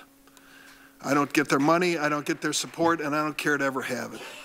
And the question is whether even members of the NRA will step up and join us in doing something about this. A lot of them have come to me privately and said, we've got to do something. Members of the NRA, they understand it. Let me ask you, Mr. Bowditch, I am sure for the families that are here, what you've said was heartbreaking. The tips sent to your agency did not result in follow-up. Didn't stop this Nicholas Cruz from his deadly rampage. But I did a calculation, and maybe I'm wrong on this. You can tell me if I'm wrong on this. But in your testimony, you suggested the number of telephone calls and emails which the FBI receives, which purport to identify some threat. And as best I can determine, it's about 4,100 a day, every day of the year. And the 160 staff people that you identified working in this agency, receiving these calls, would each receive each day 26 tips on possible threats. We've been meeting here for about 100 minutes, and it strikes me that each one of those employees would have received 5 tips in the time that we've been sitting here this morning. Let me ask you this question. What authority does the FBI have to deny a gun sale to a person based on information that the person has threatened to commit a mass shooting if the person has not been convicted of a crime or does not otherwise fall within prohibited categories from buying a gun under federal or state law? It's a good question, Senator. If I could return to 2 things. If I could quickly return to the call center. Some of those calls are nuisance calls from repeat callers, so they can quickly sift through those. Others, however, are very challenging for these folks to listen to. Sometimes someone will begin a conversation. I went out immediately after this and sat down, and I listened to a number of our and sat with a few of our call takers to listen to those calls. They're challenging, and those folks, they work hard out there, and they're making judgment decisions. In this case, we've been 100% clear, we do not believe the right decision was made. In this case, clearly the FBI failed. What I'm asking you is what authority does the FBI have under the circumstances I've just mentioned if they receive a credible threat that a person has threatened to commit a mass shooting? Good question. So I talked about this briefly earlier. Do I think we could have changed the course of the outcome here? I don't know. Again, anytime we can get in front of this person is a positive thing, because he now knows the FBI is sitting down with me, sometimes along with a local detective, to discuss these types of behaviors. As far as authorities, he purchased these weapons legally. I don't know the mental health laws in the state of Florida, but it would have been, sure, a nice opportunity for us to get in front of him and take along a state or local officer, so that even if we did not have the authority to do anything for him, we could have at least made sure that they knew. Now we know, in hindsight, we do know that they knew about him as well. What you've just heard is a common sense suggestion to change the law to put authority in the hands of the FBI and others so that they can stop someone who has threatened to commit a mass shooting. The laws in this country are not clear on the subject, and they should be crystal clear. So should the laws when it comes to ATF, that deliberately ties the hands of this agency with paper records. Do you know why they're paper records? Because the gun lobby doesn't want an electronic background check. And do you know why we don't share information on the gun dealers in the suburbs of Chicago that are flooding us with crime guns? Because the Hart Amendment limits the distribution of that information, a law put in by the gun lobby. This is our responsibility.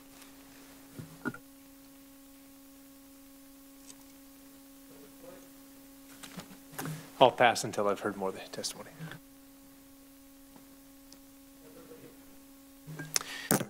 Thank you, Mr. Chairman. Thanks to all of you for being here today, and thanks for your willingness to testify. I want to start with you, Mr. Bowdich. Under a guidance document issued within the last few years by the U.S. Department of Education, public schools are discouraged from reporting potentially criminal conduct to police authorities. And that criminal conduct that is included on the list includes a wide range of conduct, including assault, threat, bullying, disruption on campus, drug use, drug possession, being under the influence, possession of drug paraphernalia, false accusations against school staff, fighting, mutual combat, harassment, thefts, trespassing, vandalism, damage to property. A lot of the kinds of criminal activities one might expect to see from time to time at a school are on the list of things that schools are discouraged from sharing information and tips about with the police under this guidance document. The theory, as I understand it, behind the guidance document and the policy is that administrators don't want to create, and in fact want to combat, what is sometimes referred to derisively as a school-to-prison pipeline. It's my understanding that Broward County, Florida, which includes Parkland, is fairly heavily invested in this policy, that policies have been adopted within Broward County to comply with this and to not make these kinds of reports. So under this new approach, again, out just in the last few years, under a guidance document from the U.S. Department of Education, Nicholas Cruz arguably committed what could easily be described as arrestable offenses on school campus, including assault, which in some cases, as you know, can be a felony, and also including threatening teachers and apparently bringing ammunition onto school campus. Yet he was never formally disciplined. He was never expelled, never taken into custody. Is there a chance, in your judgment, that the outcome of the tip vetting process might have been different had there been some sort of formal law enforcement record regarding Nicholas Cruz, especially with regard to arrestable offenses in some of these areas? Thank you, Senator. I have not seen the document that you're describing to me. I think if you look at this case, and quite frankly, some of the other cases that are out there, we have some young men and women out there that are troubled. Now, that trouble can come in many forms or fashions. Anytime we have silos of information, I think it's dangerous. You need a holistic approach to try to find the best solution we can within the law. Not having read the document, I don't know enough about it, and I don't know if there was any discussion between Broward County Sheriff's Department and the schools in this case. But in theory, if there had been a record, if it had been reported to police that this conduct had taken place, might the tip vetting process have turned out differently? In theory, yes. And from a prevention point of view, I don't think there's a downside to that. Now, I understand the FBI assigned separate teams. One team to review phone tips and one to review online tips. This makes some sense. If I understand it correctly, you've got a different kind of environment going on. With a phone tip, you've got someone who can interact with someone representing the government on the other line in real time, whereas online, it's just a one-way burst of communication, and that's it. How does the training differ between these two teams, and how does the FBI measure and ensure the consistent review across these two teams? It's a great question, Senator. So you just brought up two separate issues, training and performance metrics, and we were looking at both of them. The training involves, for those that are sitting there reviewing thousands upon thousands of electronic tips, they have what's called a word cloud. That word cloud, as they're looking through the emails, they'll look for words like ISIS, bomb, shoot, those types of things, and that will help them begin to pull out golden pieces of these emails. Many of these emails, just like the calls, are nuisance emails, and they can sift right through those. But some of them, there's a judgment that has to be made. As far as the training for the call takers, it's very similar. It used to be a 3-week training session. Today, it is an 8-week training session. And there's a much different protocol for those call takers today, and much different training program. And that's for good reason, because obviously there's some nuances when you're having a face-to-face with someone. There's some skill involved there as far as extracting information.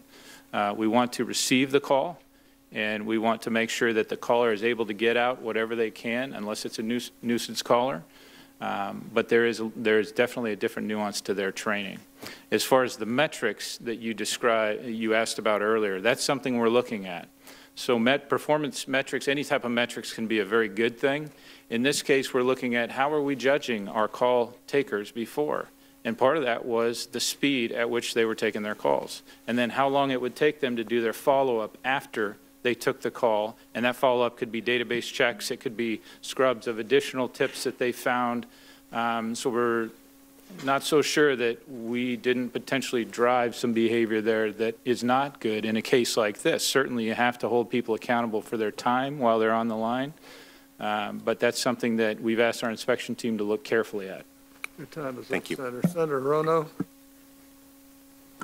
Thank you, Mr. Chairman. The students at Parkland have inspired students all across the country and us to enact sensible gun legislation to protect our students and our communities. And students in Hawaii are also participating in the 17-minute observation, as well as there are some 22 students who are visiting Washington, D.C. from a high school in Kauai who will be joining the rally on the Capitol steps. So we should listen to the students and others throughout our country who are asking us to take appropriate action. I did want to ask for clarification from you, Director Brandon. Can you clarify for me the proposed rule that you are putting out regarding bump stocks? Is it to ban bump stocks, or is it to regulate them in some way?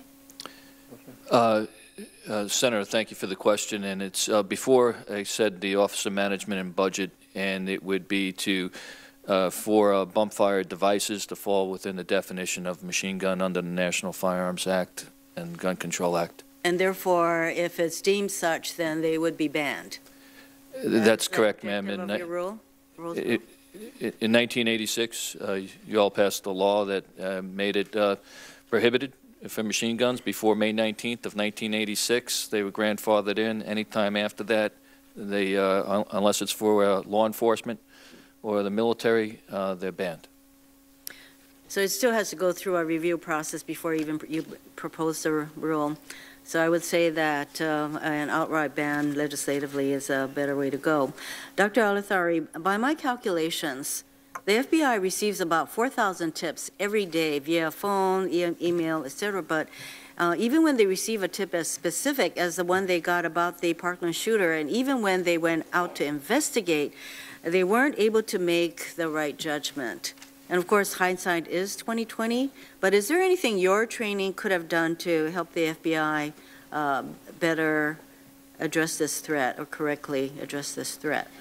Senator, I'm not familiar with the protocols that the FBI follows and their processes, so that's something I can't comment specifically on that.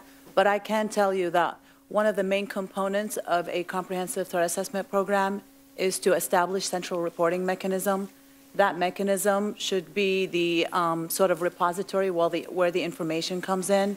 And the protocols that you have to establish for a comprehensive program have to include roles and responsibilities of the team members, how the information is shared, when the information first comes in, who gets it, how is that passed? I understand that all of those things that you have developed. So my question is that do you have you worked with the FBI regarding their 8 weeks training for their for the people over there who take these calls? No, we have not, Senator. Wouldn't that be a good thing to do, since we have two agencies that could learn from each other? We've collaborated with the FBI on other projects, but not specifically this. Would you like to respond? Senator, absolutely. I think it's a great idea for us to ask the doctor to review our 8-week training block. I would like to request that that happen ASAP. So again, for Dr. ALATHARI, you say that threat assessment is the most effective method to prevent school shootings, but wouldn't restricting or eliminating access to assault weapons designed only to kill change the nature of those assessments? If fewer people had these kinds of weapons, wouldn't that lower the likelihood of a mass shooting? Again, Senator, that is not an area that I have studied. I can say that in a threat assessment program, when you're investigating a person who's come to attention, whether it's a student or a person in the community that might be at risk of engaging in something or had exhibited concerning behavior, there's a whole approach that we look at, including using a systems approach of interviewing people, gathering information. Excuse me, I am running out of time. So wouldn't your threat assessment change if people didn't have assault weapons? I mean, wouldn't the assessment be of a different nature than if you were confronted by someone with a handgun versus someone with an assault weapon? It depends on a constellation of factors, because when you're doing a threat assessment on someone, that might be one piece of it, but it would not be the only piece. I understand that, but I would say, would you acknowledge that it would be a rather important piece? I'd have to do more research on that. Speaking of research, so are you familiar with the Dickey Amendment? No, I'm not. That was passed in Congress in 1996. That would prevent the Centers for Disease Control from doing any kind of study relating to gun violence. Do you think that makes sense, that we actually have a law that prevents the Center for Disease Control to study the impact of gun violence in our country? I'm not familiar with that amendment, Senator, and I don't really know what the process is. Our other two, since you're not familiar, our other two testifiers, are you familiar with the Dickey Amendment? Ma'am, I'm not familiar with it. Well, I just explained what the amendment does. Do you have a response? Yes, ma'am, I'm familiar with it. Just like I said with NICS, anytime you have good information to make good decisions, I mean, that's a basic decision-making process. So the more you know, the more you can fix things and enhance public safety. And we do have a bill to eliminate the Dickey Amendment. That sounds like a good idea. Thank you, Mr. Chairman.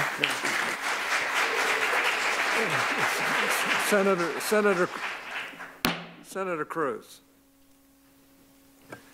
Thank you, Mr. Chairman. Thank you to the witnesses for being here today. The American people are rightly horrified and outraged at the mass murders we have seen over and over again. Both at Parkland and at Sutherland Springs 4 months ago. Both of those murders were preventable and should have been prevented. In my judgment, we have seen a catastrophic and systemic failure of law enforcement at every level. Mr. Bowditch, with regard to Parkland, do you agree that the FBI committed serious, grave errors? Yes, sir, I do. We know now that on September 24th, 2017, a man tipped off the FBI that this shooter had posted on YouTube a message saying, quote, "I'm going to be a professional school shooter." And yet the FBI was not able to track down and identify that person. We know that subsequently on January 5th, 2018, another caller described this shooter as someone who wants to kill people. And yet in that instance, the FBI did not even open an investigation on it. Why not? Senator, I share your frustration, I share your anger, and I share your concern that this doesn't happen again. Why not is what we're getting to by our inspection teams. We have one team from the Counterterrorism Division that's looked at the Jackson incident, the Guardian lead, and how that was handled. The second team is out in was out in West Virginia, and they're finalizing their reports now, that looked at the call center. In the Jackson incident, there were two potential options available to us. One was, had the investigators, after they went out to interview the caller, had they decided to submit what's called a 2702 letter. It is not a compulsory process, but it is a letter where we go out to the provider and we ask for IP address information. Had they done that, did they have the poster's name? They had the name only, yes. Did they Google that name? Yes, Senator. Well, I don't know if they Googled it. We know he conducted open source searches. We're still working through the audit trail the best we can. Did they have the location where the shooter was? We did not, sir. What we did, what the investigators did find, and the investigators, to be clear, are both part of the Joint Terrorism Task Force at the time. One was an FBI agent, one was a local task force officer assigned to the JTTF. They went out, they interviewed the caller. At one point, they conducted social media checks, or open source checks, rather. They also conducted database checks. When they did, they found another Guardian lead from our Houston office. In that Guardian lead, the way they found it was the term school shooter came up. The agent called an agent directly in Houston, and they had a discussion about this. And what happened in Houston was the term school shooter was used as part of a joke on social media. So they washed that complaint out. There was nothing to that. That was not related to Mr. Cruz. The agent had the option to write a letter or to file a 2702 letter with the provider. The provider then has the option to come back to us and say, here's the IP address or not. If they choose not to, the second option could have been going to the U.S. Attorney's Office to try to seek a grand jury subpoena to compel. But the FBI, these two complaints didn't connect the two. Is that correct? We did not connect between the call center and the Jackson Guardian? Correct. Yes, sir, actually we did, but that was not done until January the 5th. On January the 5th, when our call taker received that call in West Virginia, she obviously received the information. She then conducted database checks. As she did so, she found another Guardian complaint, which was the one from September, which was sent to Jackson, Mississippi. That complaint had initially come in through our ETIP line, and the employee did what they should have done. They sent it down to Jackson. You agreed at the outset that the FBI had made serious mistakes. I believe there were judgments made. Has anyone been held accountable? Has anyone been reprimanded? Has anyone been terminated? Senator, it's a good question, and the answer is these employees have due process like everyone else. So the answer is no. As of today, no. However, have the systems changed? We have an Office of Personal Responsibility. Have the systems changed? Some of the recommendations have been bridged, yes, Senator. So the inspection team made a number of recommendations. Would you agree that local law enforcement likewise had systemic catastrophic failure? CNN reported there were 45 calls to the Broward County Sheriff's Department about this individual. Sir, I don't believe that's my job to talk about another agency's performance. You're in law enforcement. You work with local law enforcement. 45 calls, complaints about fighting, throwing his mother against a wall, abusing animals, and local law enforcement didn't do anything. Is that a systemic failure? Sir, having been a local law enforcement officer before I came into the FBI, those calls are all day and all night. I don't know the context. Four armed officers remaining outside and not going in and engaging the shooter. Is that a failure of law enforcement? Is that consistent with FBI protocol? I think I'll let the public and the Broward County Sheriff's Department make that decision. Is that consistent with FBI protocol? It is not. Thank you. Senator, your time is up. Senator Booker. Thank you, Mr. Chairman. Mr. Brennan, how has Congress made it more difficult for the ATF to do its job in making sure that firearms don't fall into the wrong hands? Well, thank you for the question, Senator. You know, it's any agency can do more with more. As far as our appropriations, you know, right now we're $20 million in the hole for this FY under a continuing resolution. But the spirit of ATF is to do whatever we can to always protect the public and serve the public. Sir, I'm sorry to interrupt, because I know your commitment. I was a local mayor. We did joint task force with the ATF. I'm really been impressed with your agents and their commitment. But I cannot tell you how many people from your agency, this is the word they would most often use, is that your agency is starved for resources, and you could be doing a much better job in keeping guns out of the hands of criminals. Local communities like mine, I live in the inner city of Newark, New Jersey, we see guns pouring into our communities, and we have found that a significant number of them are coming from a very small group of retailers that sell to criminals or to straw purchasers. You're aware of that, right? Yes, sir. And in fact, the data is that we know the research shows that 1% of licensed dealers supply a whopping 57% of the guns that are recovered in crimes. You're aware of that, correct? Yes, Senator. That's a study I think that's over 20 years old. I would not agree with that statistic today. Okay, but you know that it's probably, do you agree that it's a small amount of retailers that are often providing illegal guns into sourcing illegal guns? It's a small group. It's not the majority of retailers, but there are certain groups that are, certain retailers that are more prone to give straw purchases and illegal purchases, yes? Yes, Senator, most of the federal firearms licensees are very hardworking, law-abiding citizens. At ATF, we developed 6 years ago a business model called Frontline. It's intelligence-led, risk-based.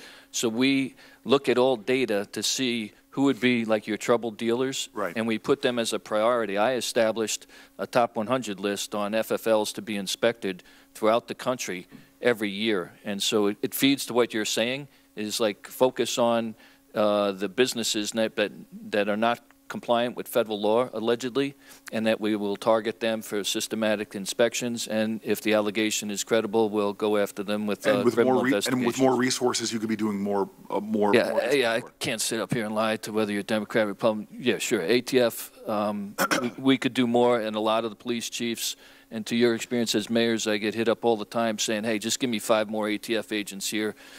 Chicago, when I launched 20 I got calls from police chiefs. I want to underline that, highlight it, that it's very frustrating to those folks who are trying to prevent crime in communities like mine with gun violence, where overwhelmingly, when I was mayor, we tried to look at it, only one person committed a shooting with illegally purchased guns, that we have tons of these illegal weapons pouring into our communities. Another frustration is the TR amendment. You're familiar with how local law enforcement all over this country can't understand that we can't get common sense trace data to find out where these guns are coming to try to shut off the spigot. Is that correct?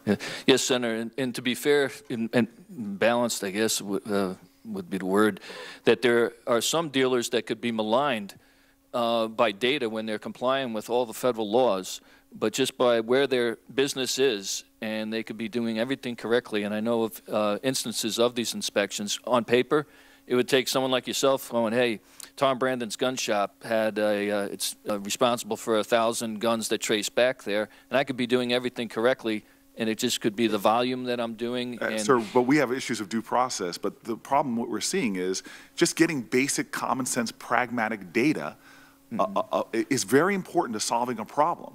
Sure. We have agencies that have been hamstrung on their ability to get common sense data. This is not a partisan issue. You don't need to be fair and balanced.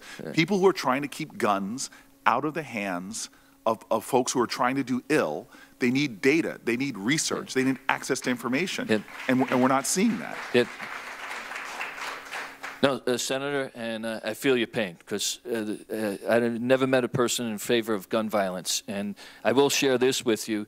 The departments are getting the data through an individual trace. I recommend that they establish their own database. They track all that, and you would have all the data you're looking for. But we have to comply with the federal law, and that's what we do. And the point I guess I'm trying to make in conclusion is that we, as the folks who should be trying to keep safe, should enable you with federal laws that allow you to do your job. And local police forces in small communities in my state don't have the resources to create the kind of databases at least New York City is able to do. But we can't keep these guns off our streets because we can't get basic information so law enforcement can do their job. And I appreciate you, sir. And again, your agency is incredible, such great officers, very brave men and women. Senator, thank you for saying that, because, and like I said previously, they're on the street right now serving warrants with our federal, state, and local law enforcement partners, putting their life at their line. I notified something last night, but thank you. That means hearing that from you all helps more for morale for ATF agents in the field, and so I sincerely thank you. Thank you, sir. Senator Harris. Thank you. I also want to recognize not only the hard work of the men and women of each of your agencies, but the students who are out there right now protesting. They are mourning the loss of their classmates and frankly, of their innocence to some extent, knowing that they have to be prepared for what might be a massacre in their own schools. But they are also protesting our inaction, the inaction of Congress, in the United States Congress. And whether it's Sandy Hook or Sutherland Springs or the Stoneman Douglas High School, what I think all of these young people, these leaders, are making very clear is it's a false choice to suggest you are either in favor of the Second Amendment or you want to take everyone's guns away. And right now what we need is we need to have common sense gun safety laws in our country. And frankly, to get to that place, I would suggest that I don't know what we're waiting for. We don't need any more tragedies. We've seen some of the most tragic incidents that one could imagine. And we don't need any new ideas. We've got great ideas. What we need is we need the United States Congress to have the courage to act. And so, you know, having said that, I'm troubled by a suggestion that has come from the administration that one solution might be that we arm teachers. And I just want to really understand what that might mean. Let's break it down. So as a career prosecutor, I have worked with many communities where children go to sleep each night hearing gunfire.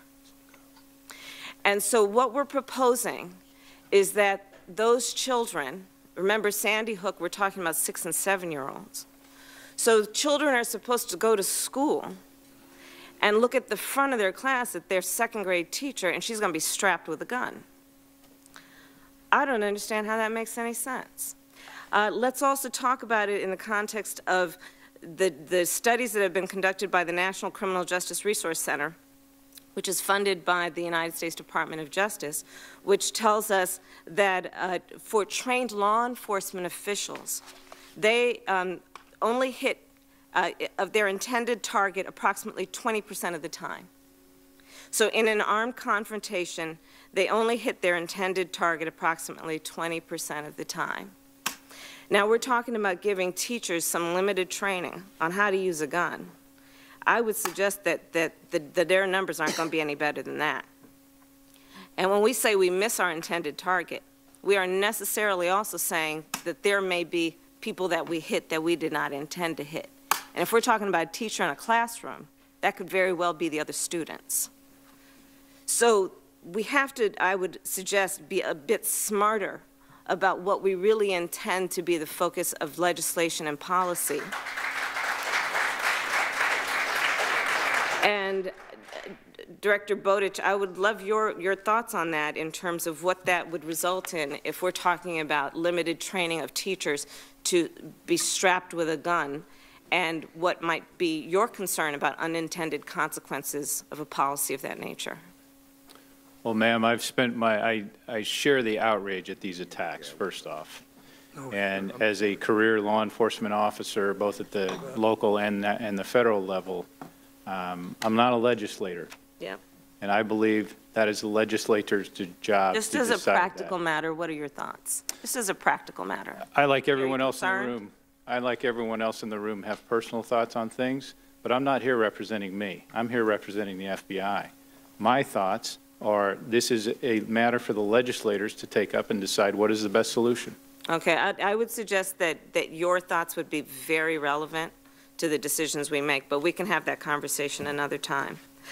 I also have a concern when we talk about this of the impact of having armed teachers as it relates to African American and Hispanic students. And here's why I say that. There is an overwhelming body of evidence that shows that harsh disciplinary protocols disproportionately impact children of color. We know that in the studies that talk about what the rates are in terms of suspensions and expulsions from school. The FBI has done an extraordinary job, I think, of recognizing implicit bias among all professions, including law enforcement, and I would suggest that it applies to all professions. Do you have any concern about a policy that would result in arming teachers, and the concern that we should make sure that if something like that were to occur, that there would be training around implicit bias? Senator, it's a good question. I never really put the two together, but I have not seen the document that you're referencing. I think whatever we decide, training is necessary on all fronts. The implicit bias training that we in the FBI administered, I believe it was 2 years ago, is actually very important for the organization as a whole, both internally but also from the optics of the external as well. No, and you've been a leader. The FBI has been a leader on recognizing we all carry implicit bias, and it's important that we are aware of it when we make decisions, especially exercise judgment that might result in harm or even death to another person.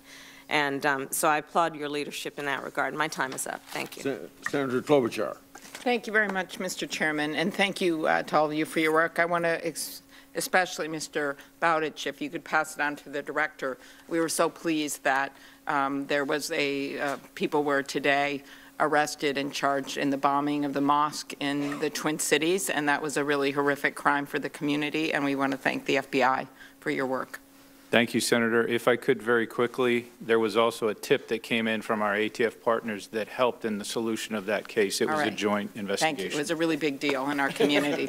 Thank you to both agencies for your work on that. So I come from a big hunting state, Minnesota, and I always look at these proposals in front of us and say, would this hurt my Uncle Dick in his deer stand? And I don't think universal background checks would hurt. I don't think the proposals we're talking about with assault weapons would hurt. And so I think I'd start with that. I went to the meeting with the president, and he looked right at me, and I don't expect you guys to say this, and said that he favored universal background checks, that he wanted that Manchin-Toomey bill done, and also that he wanted to do something on assault weapons. And that just hasn't happened so far. And so if you feel frustration here, you hear it even more when you're out there with the students, where I was just 10 minutes ago. And I was encouraged that he talked about the age limit, and we've seen businesses, including Dick's Sporting Goods and Walmart, raising the age limits for purchases at their stores.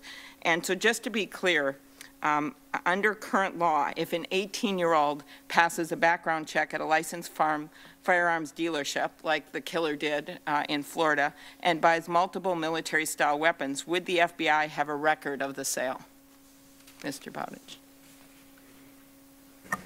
Sorry, rookie mistake, Senator. If he purchased the weapons legally at 18 years old, we have a record. Yes, we do. Yes, ma'am. So you have a record, and is there that goes right into your system? Like now that said, when there is a proceed, when people call in for a proceed, and they receive a proceed to purchase that firearm, or to sell that firearm rather, we have to get rid of that information within 24 hours by federal law. So it doesn't stay in the system? Yes, ma'am. So that's a problem. That's the law. Could that be a problem? It's But the that's law. a law. So we Yes, could ma'am. change the law.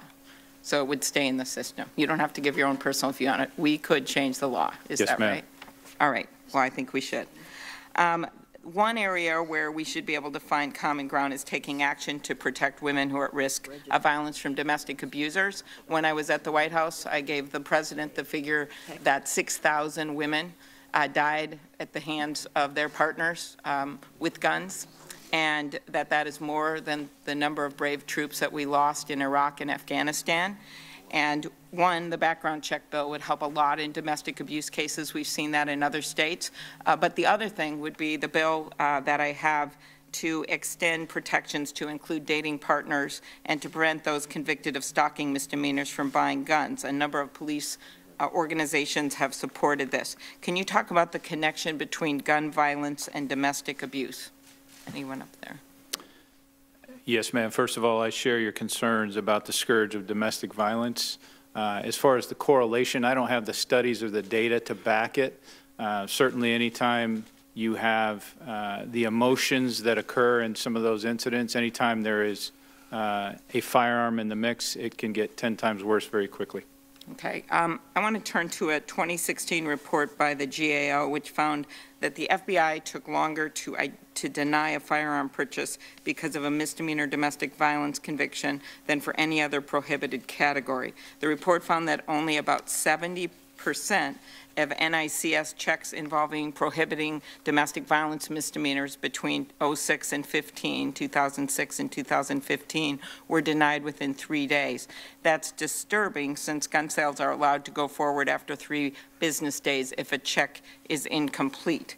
Could you talk about why this might have happened with these longer processing times? Senator, I've not seen that document you have referenced. I would like to take that back to get you a better answer. I don't know the answer right on the face. I'd appreciate that, because what it means is that roughly up to 30% of these gun purchases could have been allowed to go forward during this time, even though these people could have been convicted of domestic violence misdemeanors. And the report, the GAO report, which is an official report, found that this led to up to as many as 6,700 firearms being transferred to people who should have been prohibited from owning a gun because of a domestic violence conviction. So those are pretty astounding numbers, and I ask you to look into it and to get back to me. Yes, ma'am. Thank you. Senator Whitehouse. Thank you, Chairman. Mr. Bowdich, the gaps and misjudgments that you've described clearly did not provide the FBI its finest hour.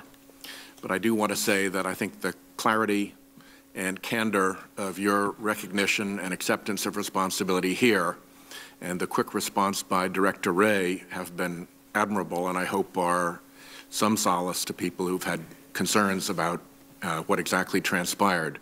We look forward to your report. What I would like to specifically request of you is a clearer exposition of the data cloud that comes in through your PAL line and through other sources that must be reconciled into investigative judgments. Senator Durbin referenced the 4,100 calls per day figure. You said that there's a certain amount of automatic sorting that takes place for frequent flyers who you've perhaps checked off as not being credible, so that sorts itself down. I don't have very many minutes with you here, but if there is some sort of a diagram that we could look at that shows what the background blizzard of information looks like, out of which you're expected to make determinations as to which data point is telling as to the prospect of a future crime, it would be helpful, I think, for us to see that. Do you have such a thing, and could you provide it? I don't know that we have it, but I can find it and provide it. Yes, sir. Great, thank you. The other thing I would offer, Senator, to you and anyone else on this committee is we are more than happy to actually walk you through the call center at any point. If I could very quickly, this center was built in January of 2012, and it was built because we were trying to save the field work, so we were trying to centralize and standardize the tips and leads that came in and then went out. They have evolved that center, doing a good job. It's not perfect, obviously, and we made a serious mistake here. However, one of the things we have recently done to better develop that word cloud is we brought in the operator side from both the Criminal Investigative Division and the Counterterrorism Division to have them look at the words and determine with the emerging trends and threats, do they currently have the right words associated with that cloud? I'd like to raise with you all a slightly different topic. One of the voices that has been most impressive and harrowing to me has been the voices of the trauma teams who've had to deal with the effects of the high-velocity ammunition that an AR-15 propels. I think it's still a little fresh to be reading through those details, particularly given some of the affected individuals who are here in the room, but I would like to ask unanimous consent that several articles, like What I Saw Treating the Victims from Parkland Should Change the Debate on Guns, Wounds from a Military-Style Rifle is a Ghastly Thing to See in the New York Times, After the Las Vegas Shooting Massacre, Survival Can Be Excruciating from the Washington Post, and Parkland, AR-15 Injuries Harder to Treat Than Handgun Wounds. I'd like to ask those articles to be made a matter of record in this proceeding, Mr. Chairman.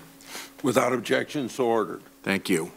It does seem that the ammunition involved played a significant role in the casualty count in a lot of these recent shootings.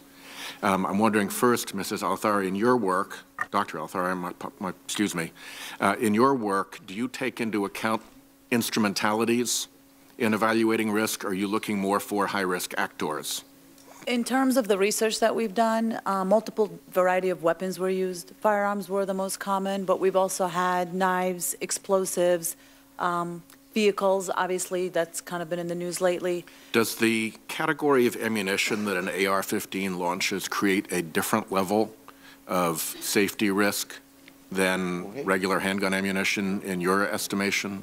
I cannot comment on that because that is not something that we came across in our research specifically. Would you take a look at that question and see if your research would support an answer to that question? I can look into that, sir, and see. I would appreciate that. And to Mr. Bowdich and Mr. Brandon, any observations with respect to the added trauma, harm, and fatality from that specific type of ammunition compared to regular handgun ammunition? Well, Senator, thank you for the question. Like I mentioned, I was a young person in the Marines, and I was trained on then the M16A1.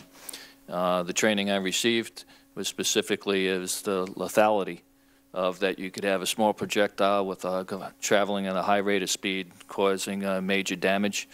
And I do know from reading similar reports that yourselves and also the handgun ammunition traveling at much less. I think the .223 round goes about 3,300 feet per second. Yep. And so the article you referenced was just picture a boat going through the water and there's all separation, that the projectile doesn't have to hit the tissue to do damage.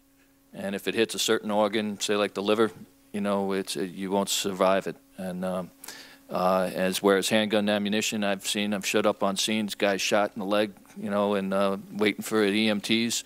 And I've also seen people shot with .223 rounds or 7.62 AK rounds, and they were screaming. It's a qualitatively different injury. Yeah, and again, this is science. Yes. Thank you. My time has expired, Mr. Chairman. I appreciate it. Okay, Senator Coons. Thank you, Chairman Grassley, Ranking Member Feinstein, and my thanks to all the witnesses, to Mr. Brandon, Mr. Bowdich, Dr. ALATHARI, and to other federal law enforcement agencies and entities, DEA, marshals. My hometown of Wilmington, Delaware, has suffered through an epidemic of gun violence, and we are grateful for the assistance we've gotten from federal law enforcement as we try and work federal, state, local to really tackle gun violence in my hometown. I'm also grateful to witnesses that will join us here on the third panel, Catherine Posada and Ryan Petty from Parkland, Florida, and to the young people, the teachers, the faculty, the students all over the country who are raising their voices even now. I've heard that high schools all up and down my state, middle schools, elementary schools, have walked out this morning to demand action by all of us in Congress. From Claymont Elementary School to P.S. DuPont Middle School to Concord High School, from Caesar Rodney to Dover, Middletown to Newark, Salesianum to St. Mark's, we have dozens and dozens of schools across my small state where students are walking out to get our attention.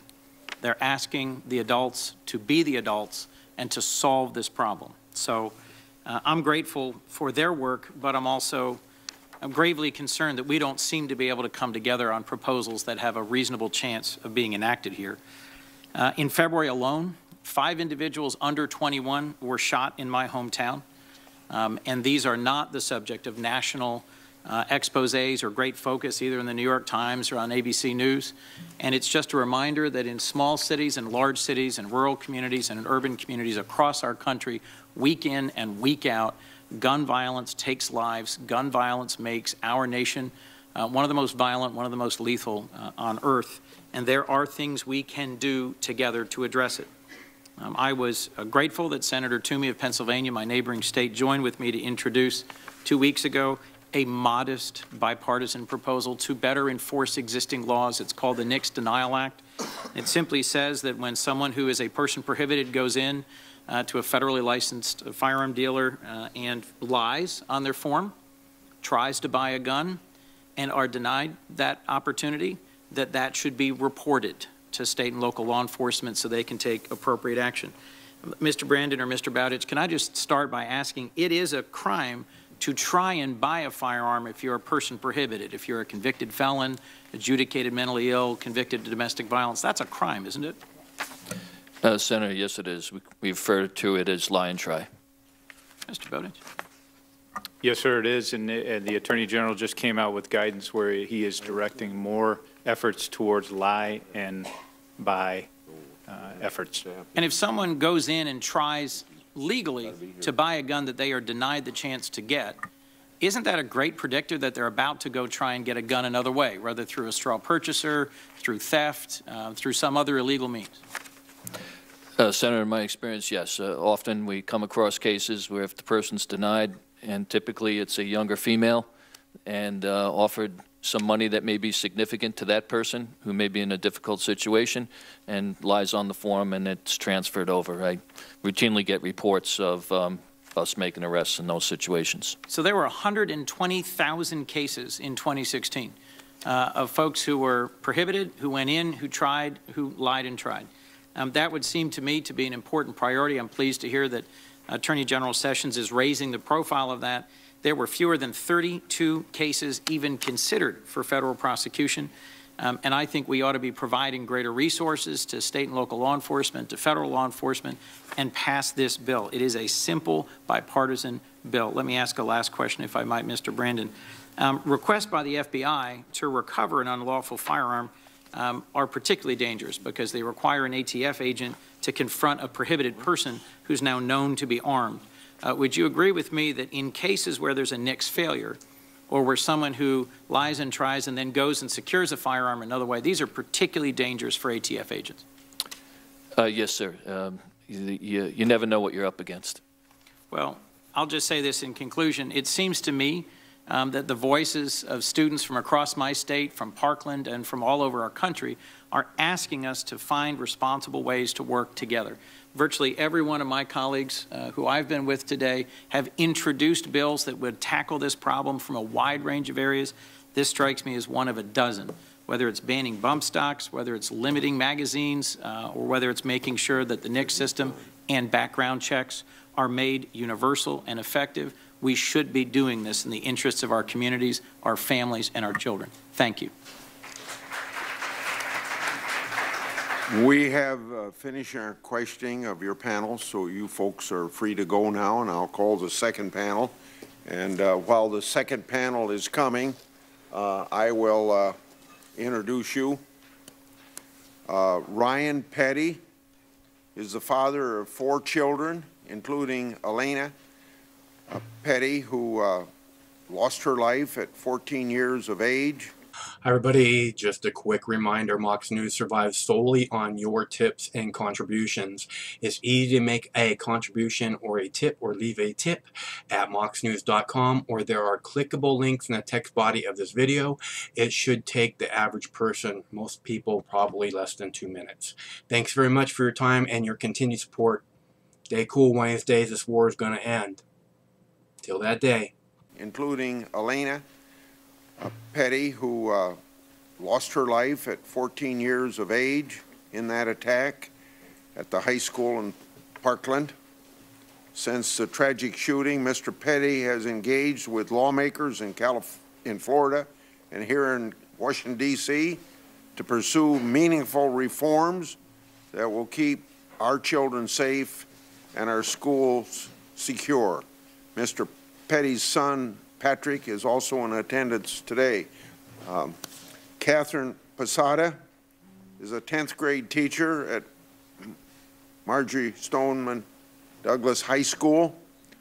She teaches language arts there. She was in the building during the attack, and she took great action to keep her students safe.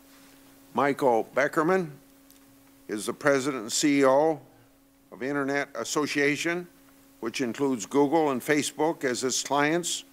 Prior to joining the association, Mr. Beckerman served 12 years as a congressional staff member, serving as Deputy Staff Director and Chief Policy Advisor to the Chairman of the U.S.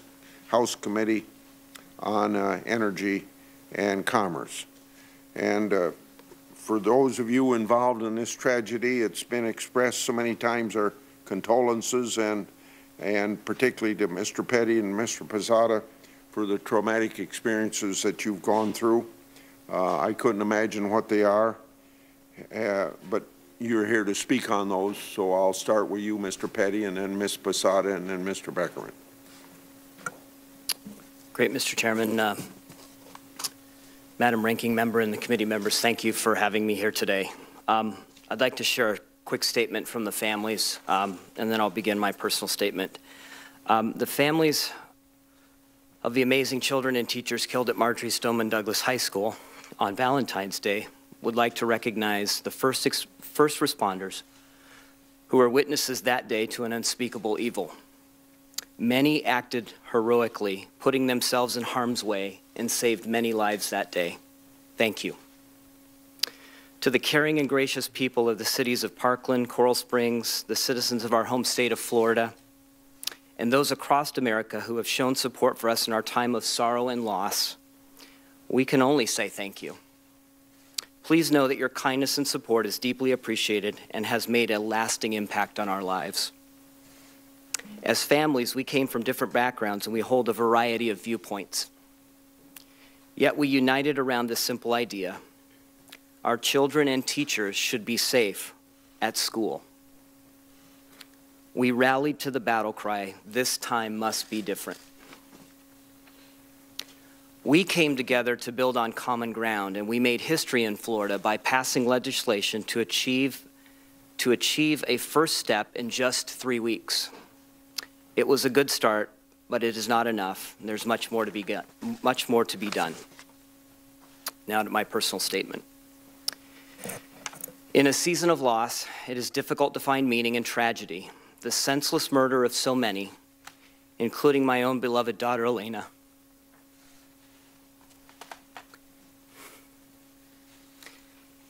tests the limits of faith and demands more endurance than we thought possible. It is a test abruptly forced on us, and we bear it the best we can. Each of us, mothers, fathers, brothers, sisters, wives of those lost and loved, strive to find that meaning. I believe we will be seeking it to the end of our days. However, our abiding faith tells us that our Father in heaven has a plan. Although the loss of our daughter Elena was to us unforeseen, it was not a surprise to him. This gives us comfort during this difficult time. We will not know what this all means until that time, but we know that this thing that has happened does not mean what this does not mean. It does not mean evil will triumph. It does not mean we may do nothing. It does not mean we should turn against one another. We must not struggle over ashes in the shadow of our grief. So instead of the media-fed, activist-inflamed, and politically aggravated din of the past month, I speak today about the real and substantive legislative and policy achievements we made in the state of Florida, earned at an unimaginable cost. And I'll share a few ideas on how the United States Congress can emulate and expand upon those accomplishments. The steps taken by Governor Scott and enacted by the Florida legislature have little to do with opportunistic agitation launched in the wake of the Parkland killings. They serve no political agenda, but they do serve the people's agenda because they build on common ground. They are inclusive rather than divisive. Americans are deeply interested in safe schools, in caring communities, and in secure neighborhoods. As family of one of the victims, we've learned at great personal cost that Americans can come together. Policy and political action ought to take their cues from this American majority. We do not have to all agree on guns, and we won't. But we can agree on the most fundamental things. We can agree that students and teachers should be safe. We can agree that schools should be secure. We can agree that law enforcement should be competent and must do its job. I want to focus on that briefly on that last point especially. Nicholas Cruz and the deadly danger he posed were the worst kept secrets in Parkland, with one inexcusable exception. He was kept a secret from many of the parents of the students of Marjory Stoneman Douglas High School. Yet every relevant authority knew he was deeply troubled with the potential for lethal violence. The foster system knew it, the FBI knew it, the school district knew it, and the Broward County Sheriff's Department knew it. Yet despite the fact that each of these agencies were fully authorized and empowered to take action well before tragedy struck, not one of them fulfilled their duty. The testament of their failure is 17 dead children and teachers, 17 more with life-altering injuries, a burden we must bear forever. Add to this failure the failure to warn the parents of the students. By this action or inaction, we were rendered powerless to fulfill our most sacred trust as parents, to protect our children. Forgive me then, if I do not believe government is the ultimate solution. Our trust in our institutions and our office holders is deeply shaken. Our broken hearts cry out every moment of every day for the rest of our lives. So what is the solution? The legislation passed in Florida is a good start, and there must be more done to secure our schools. Legislation being considered in this body will continue on the efforts begun in Florida, and I call on Congress to pass this legislation. Follow the lead of what has been accomplished in Florida. Build on common ground. But it is not the whole solution. The problem of man against evil is as old as humanity itself, and we cannot face it alone.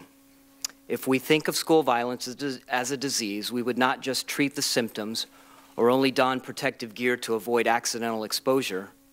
We must learn to identify these troubled youth before they turn violent and get them the help they desperately need. We can look to programs like the Safe UT program in Utah or the work being done by the LA County schools to identify potential threats. As we heard earlier, even the U.S. Secret Service has studied school shooters and defined 6 common characteristics which can aid in identification and interdiction. Identification and interdiction has become my mission, not one that I ever wanted, but one I accept in Elena's name, and I will see it through. Ultimately, the solution is not in any single policy, not in any piece of legislation, and not in any activist fervent prescription. It is in our hearts. We can try to stop the next Nicholas Cruz with better screening, with competent law enforcement, and with better security. Sometimes we will succeed, but sometimes those measures alone will fail. Where we really need to stop the next killer is in our homes, in our communities, and through our faith. The best defense against the next Nicholas Cruz is in building up strong families where love can be shown to a hurting child.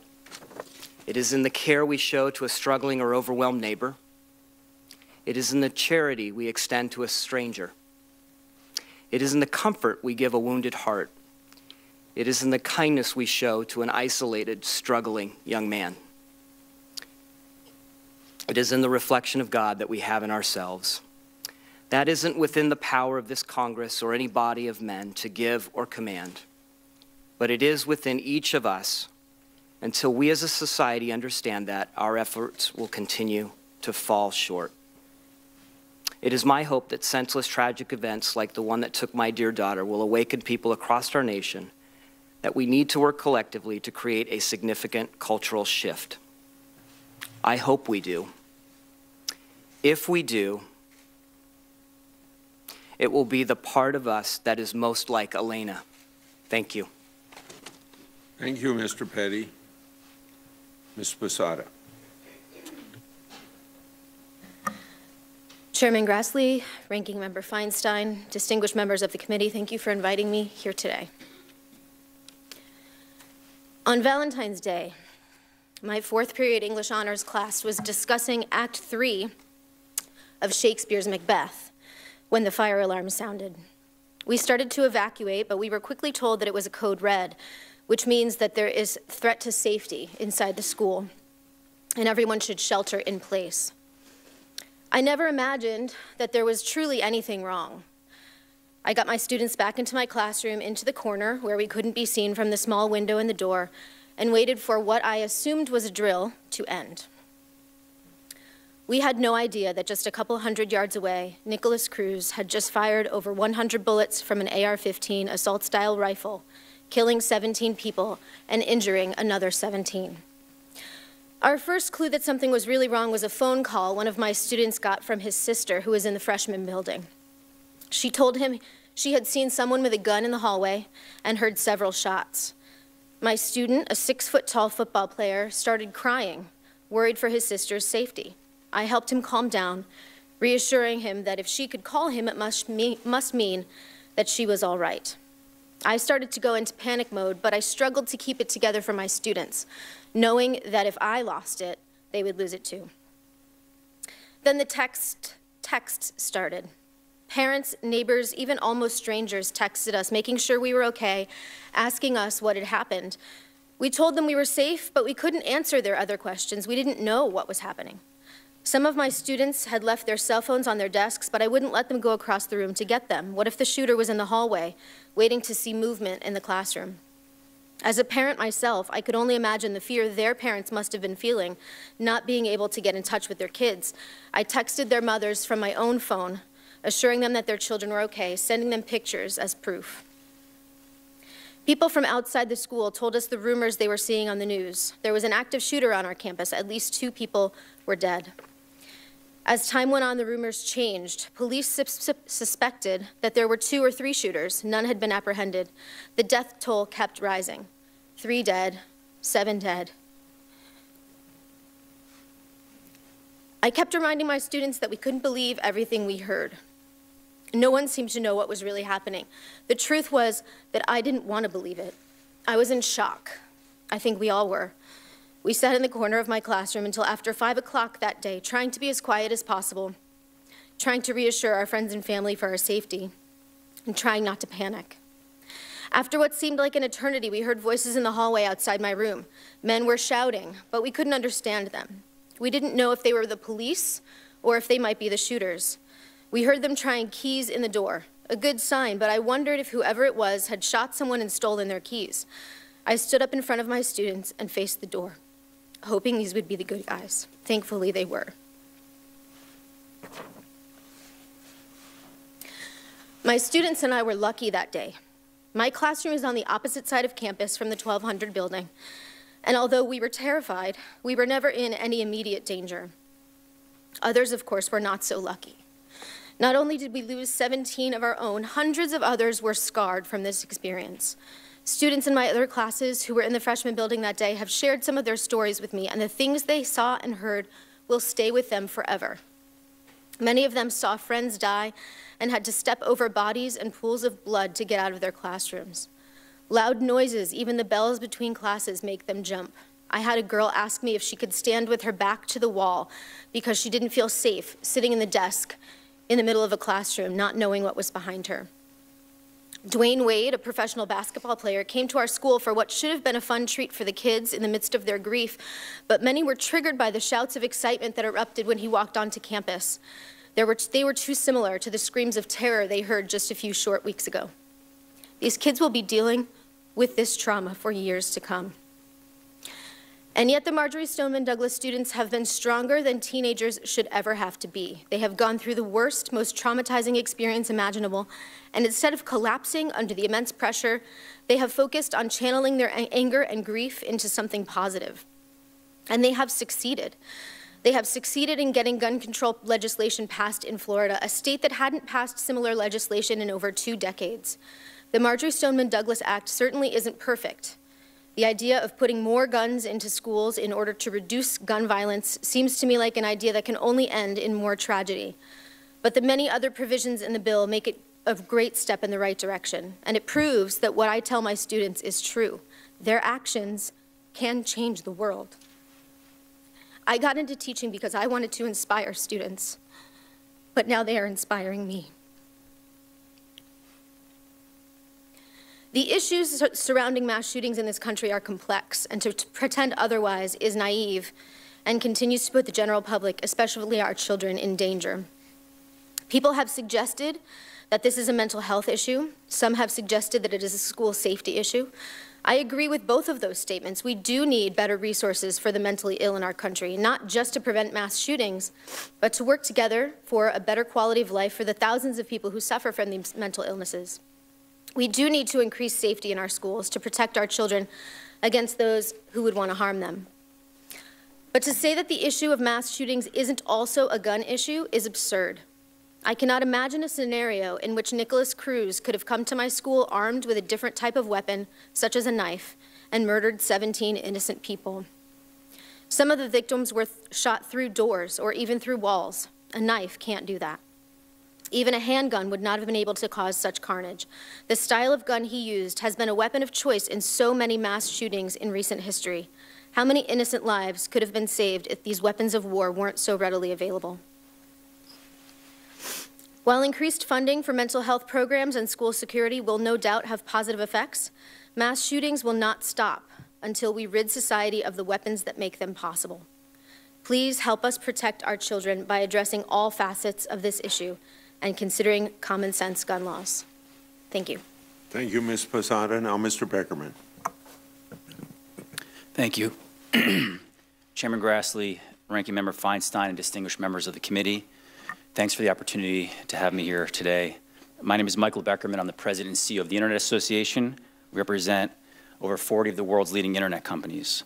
The Internet Association and all of our members are horrified by the tragic shooting in Parkland, Florida, and the violence experienced by the students and staff at Marjory Stoneman Douglas High School is something that no person should ever experience.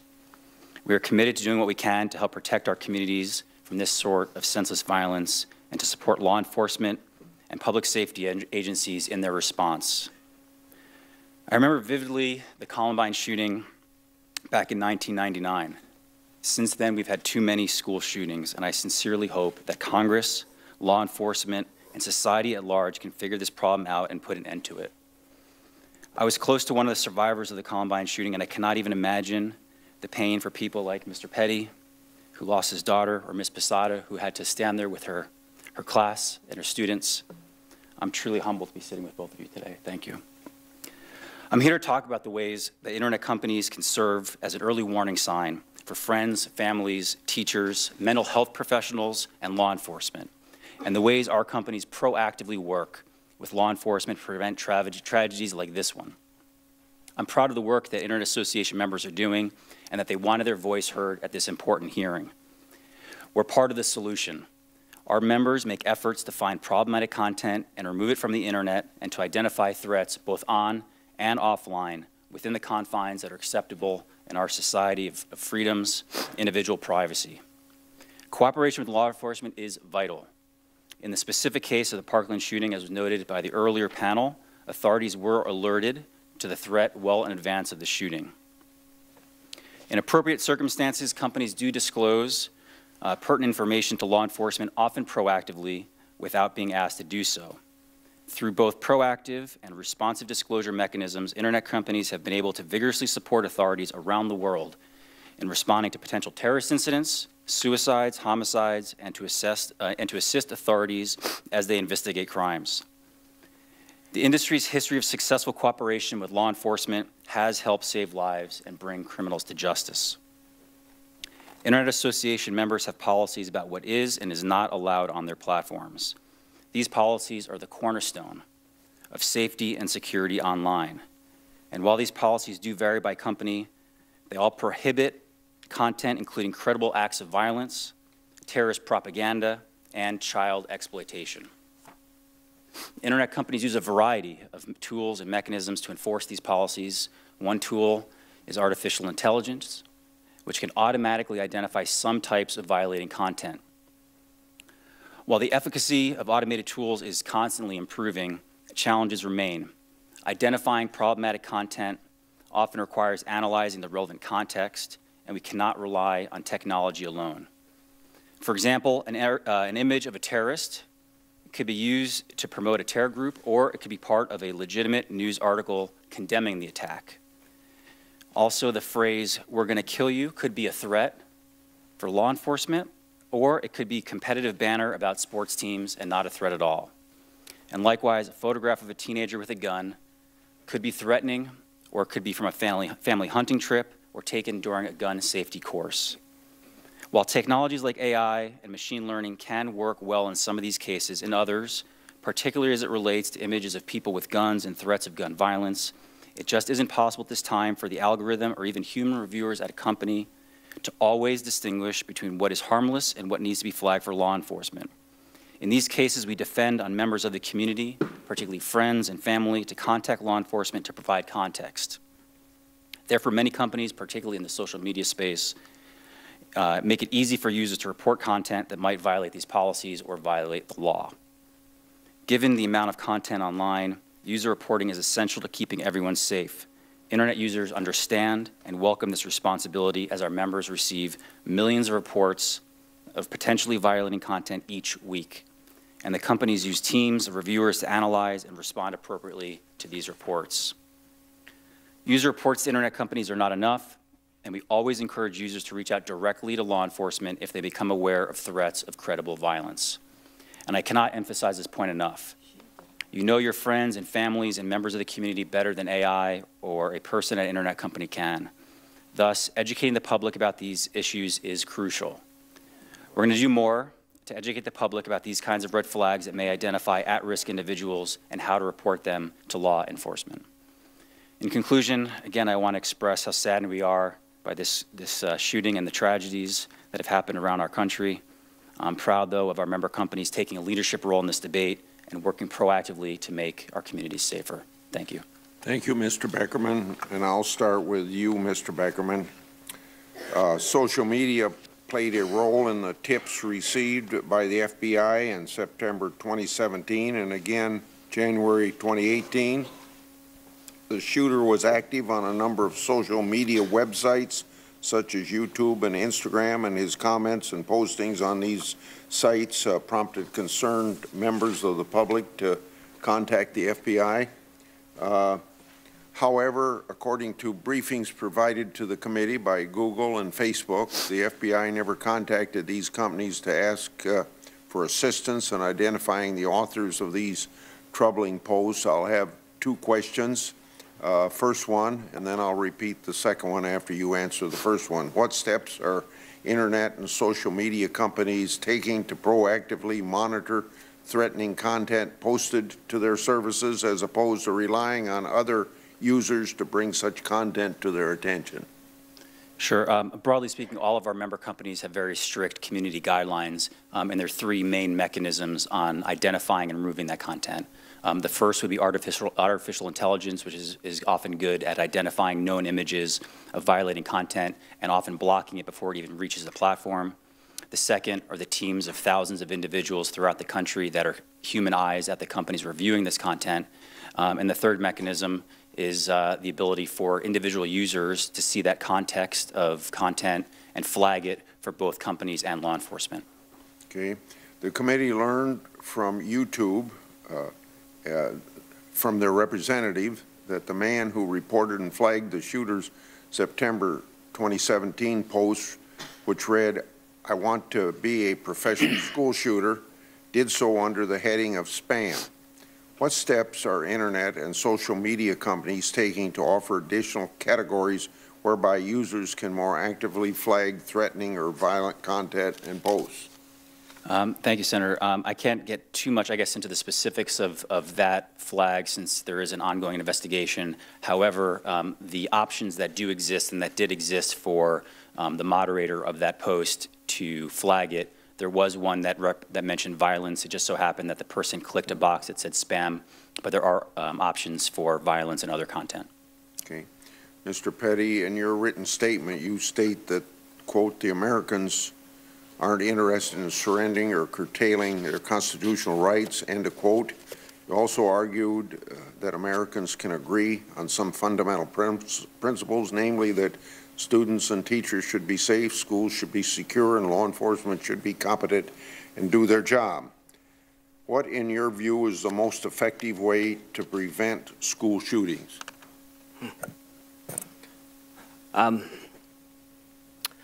My concern, Senator, is that we go down the path that we've gone down after every mass shooting and every school shooting, and we inevitably end up in a debate over the Second Amendment. I've heard arguments already here today in front of this committee. It's a topic that we don't all agree on. It's quite divisive. My view is that the best way we can prevent school shootings, first of all, I think the first step is to improve the security at our schools. That's something I think we can all agree on. The kids should be safe, the teachers should be safe, and the parents shouldn't have to worry about sending their kids to school. So I'd like to see us act there first. And then beyond that, I really think the best way to, despite what happened in Parkland and what we're learning, early identification and interdiction seems to me to be the best way to prevent these from happening. And as a part of that, as I said in my testimony, if we can identify these potential violent actors, these school shooters, and get them the help they need, help them understand who they are, and that they don't have to resort to violence, I think to me that is the best way to prevent these. Yeah. Now, my next question you may have already answered by what you just said, but I thought I ought to have the benefit of your judgment since you've gone through such a tragedy, as if you had the best thing that Congress could do to honor your daughter's legacy and memory. Or maybe you've already stated it. That this never happens again. Okay. I'd like to ask you another question. I understand that you have a background in technology. News accounts and transcripts released by the FBI inform us that the shooter made a number of alarming posts. But while social media companies have cooperated with all law enforcement requests related to the Parkland shooting, it also appears that they did not tip law enforcement off about the alarming content. In your view, how should tech companies respond to alarming content posted by their users? And then I'll go to Senator Feinstein. I think it's a difficult question to answer, and I appreciate the testimony that's given by Mr. Beckerman today. That the first thing is to identify troubling content and then get it in front of. As much as I trust and know that AI is improving, I still think at some point it needs to be viewed and reviewed in context by a human being, and then law enforcement needs to be informed, and hopefully they'll do their job. Now, Senator Feinstein. Thank you, Mr. Chairman. I want to make just one comment to Mr. Petty, and my heart and thoughts are with you. But I would make this comment. I went to public school, kindergarten through 8th grade. There was never such a thing as a shooting in school, and there was never such a thing as an assault weapon. As long as you have these weapons easily available, I believe you cannot stop these shootings. And I have followed it as closely as I can for the last quarter of a century, reading everything, trying to be as educated as I might be. But I might just say to you, that is really my conclusion. I've been asked to mention, and I've given letters to the chairman from the national teachers unions to reference their concerns outlined in the possibility of teachers being armed. And I'd like to point out that the president of the American Federation of Teachers, Randy Weingarten, has stated that they are strongly opposed, that they believe this proposal to harden schools and to arm teachers is straight out of the NRA playbook and antithetical to the needs of children and ignores the purposes of public education. Similarly, National Education Association President Lily Garcia has said our students, and this is their position, need more books, art, and music, nurses and school counselors. They do not need more guns in their classrooms. If I could ask the gentleman representing the internet companies, is there any content threatening violence or killing that your industry would flag or take down? Absolutely. Our companies, the policies vary very much by company and platform and what's appropriate, but all content threatening violence is in a violation of their policies and does get removed in time. Are you telling me that companies, Twitter, Facebook, whatever it is, would take any threat down? Senator, again, it depends on the circumstance. As I mentioned, some of these things are very nuanced. There could be something, the exact same text that could be a credible threat, could also be. Well, today, how about the comment made by this shooter that he wanted to be a school shooter? That was removed. The industry removed it? It was removed. It was removed by the person that was moderating that video. And that, on YouTube. Who would that be? I want to be careful not to get too much into the details, as they're obviously doing an investigation still, but has been reported publicly. The gentleman who had the video where the post was made both flagged it and removed it before any action was taken, and also he called law enforcement and flagged it for law enforcement, as was noted by the FBI in the previous panel. Well, thank you. We'll check that out. That's helpful to know. Ms. Posada, let me thank you for your career in education, and let me thank you for what you've gone through and your spirit and strength. It is very impressive. What lessons have you taken out of this with respect to what you believe we should do? Well, I don't think that there is a simple solution. I think if there were a simple solution, we wouldn't be here right now. We would have done it. There have been enough of these occurrences in our past that if it were simple to fix it, it would have been done. Unfortunately, it's not. So I think that, we do need more funding. We do need more communication between law enforcement and the different agencies of law enforcement, local, federal, also between technology companies, things like that. We have all of these resources. They're just not quite making the connections between them. And we need to figure out how we do that. What's the best way to do that? But the fact that these weapons are out there on our streets, that they exist, that a 19-year-old can go into a gun store and buy a semi-automatic weapon and a high capacity Magazine, thank you.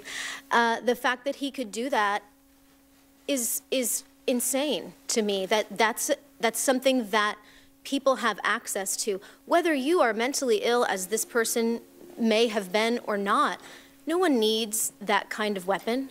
There's no purpose to that kind of gun other than to shoot as many bullets into people in a short amount of time as possible. And I think that until we take these guns away, there's really no way that we can completely prevent these things from happening, unfortunately. Thank you. Thank you, Mr. Chairman. Senator Durbin. Thanks, Mr. Chairman, and thanks to the panel. Mr. Petty, I wasn't here as you made your statement, but I read it in its entirety. It's touching, and I know it came from your heart, and our hearts are with you and your family at this time of loss. You talk about reaching out to these young people before they reach the point where they're dangerous, and thank you. That is a noble statement from a person who's suffered as your family has suffered. I'm focusing on trauma and the impact of trauma on children. And when I find gun violence in Chicago and go into the jails and ask about these teenagers, most all of them have been victims of violent trauma or have witnessed trauma, and they're changed by it, and they need help. And I'm glad you made that point. Ms. Posada, I want to ask you something you may not be able to answer, but I reflect on it a lot. Why? Why did this incident on February 14th have such an impact on America? It's not the first mass shooting by any means. It's not the first shooting in a school by any means. Sadly, it's not. But this seems to have been a breaking point, a tipping point. And I don't know if it's because of the students at your school or America. What do you think? Was it just this horrible thing occurred at a moment when people were open, or was it something special about the students and the circumstances? I think, number one, the biggest difference has been our students. We come from a great school system, and our school, I'm a proud teacher at our school, and it's a wonderful school. We have excellent teachers, and they have prepared these kids. We didn't know we were preparing them for a tragedy like this. We didn't know that we were preparing them to deal with this kind of thing on such a wide, national scale, but we did. And the fact that they have been able to take this horrible event and really find themselves called to make a difference, I think has been something that has made this particular shooting different than the others. Unfortunately, in Sandy Hook, the students there were too young to know what to do or to be able to do anything. And I think that our students from Stoneman Douglas are very intelligent, they're very well spoken, as I think we've all seen, and they're tired. They're tired of being under threat, they're tired of being attacked. And they're standing up and they're saying, adults have failed us, our system has failed us, and we need to be the ones who are going to make the difference, because no one's done it yet. I hope that those students can, and those who believe in them will, not give up the fight. Clearly, from what's been proposed by the President and even this committee, they're not ready to tackle the obvious answers to some of these issues. We need to have more pressure. I recall meeting one of your students from the school at a television studio in New York a couple weeks ago, and I went up and recognized him and introduced myself. And he wasn't exactly in awe of my office, because the first thing he said was, "Do you take money from the National Rifle Association?" And I said, "No." He said, "Where do you get your money?" I thought, that interesting introduction to a high school student. Not the kind of questions I usually run into. But their fearless approach to it, I'm sure turned some people off, but to me shows the seriousness of their commitment, that they want to get to the bottom of this, they want answers, and they don't want political baloney. Too often, that's all they get. Mr. Beckerman, I've just got a minute left. When I pull out my iPhone and see my latest email, down at the bottom is a suggested reply. I have 2 or 3 suggested replies based on the content of the email sent to me. Some somebody, it's something I'm sure, with AI, calls through enough words in my email to suggest a response, 2 or 3 different responses. I'm thinking, well, that's interesting, a little invasive, but interesting. Is that where we're headed in your industry in terms of these comments that are being made on the internet that should be taken seriously? Yeah, thank you, Senator. AI certainly is improving and can be used in cases like this to identify problematic content, but certainly it's not there to be able to know the context. Certainly the exact same phrasing can be used in something that's completely benign and something that's threatening, and so still we do rely on human reviewers both at the companies, but also in cases like this, members of the community who are able to flag content, and we encourage people to do that. Thanks, Mr. Chairman. Yeah, Senator Blumenthal, and after Senator Blumenthal, if they're here, it's Booker and Harris and Coons. I'm going to step out for about 3 or 4 minutes. So when your 5 minutes are up, then Senator Harris should take over. We're on the honor system, Mr. Chairman. Yes. Yes, you're. Yes, listen, you're always on the honor system. I have to leave. Thanks. Thank you, Mr. Chairman. Go ahead. I'll be right back. Okay. Go ahead, sir. Thank you. First of all, Mr. Petty, thank you so much for being here. I know that it involves reliving the pain and grief that you've suffered in this very room. Parents of the Sandy Hook victims came to talk to us about their grief and pain in similar testimony, and nothing happened. Congress has been complicit, and its complicity has continued to cause deaths every day, 90 of them every day, this day in America on average. And my hope is that something has changed. Ms. Posada, not only because your students are intelligent and active, but the young people of America are saying enough is enough. The sign that one of them carried the other day, our blood, your hands. The thousands of them today, I just left them out on the front steps of the Capitol demanding change. The title of this hearing is See Something, Say Something. We have to do something, not just talk about it, not just reality show rhetoric, which is respectfully what we're hearing from the White House instead of real action. Mr. Petty, in your remarks at your daughter's funeral, you said about the shooter, we wish and believe that if somebody had been able to put their arms around him and shown him some compassion and love to the extent that would have enabled him to get some help, things may have been very different last week. I know how much courage and strength it must have taken to say those words and how much faith. But one of the proposals that we have in the Congress now, Senator Graham and I have offered it, would be a statute, red flag statute at the federal level, similar to the one that Florida has adopted, based on the Connecticut and Indiana models that prevent someone who is dangerous to himself or others from having or buying weapons. In Connecticut's experience, more than half of the individuals whose guns are taken from them are able to receive mental health care. So they become less dangerous to themselves.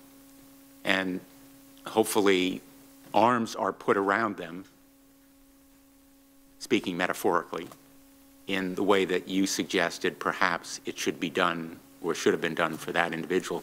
So let me ask you whether you feel that this kind of red flag statute at the federal level, similar to the one that Florida now has, but Florida is still in a handful minority of states that now have it, whether it would make sense at the federal level. I believe it would. In Florida, we called it the gun violence restraining order. I think one of the things that could have made a big difference here was, we've heard the testimony from the FBI. I've read the media reports about the response of the Broward Sheriff's Office.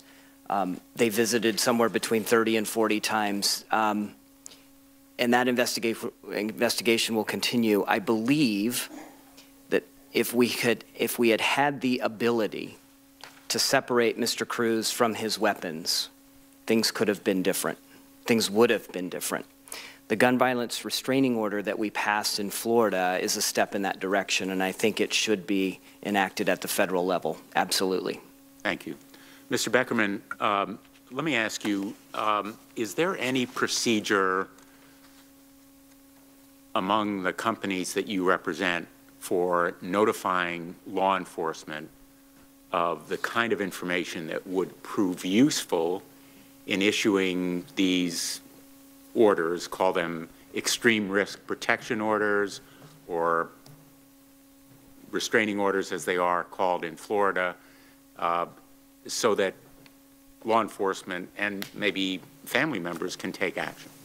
Absolutely. Our companies work very well with law enforcement, particularly in cases when there's threats of imminent violence, and obviously these are cases where that is.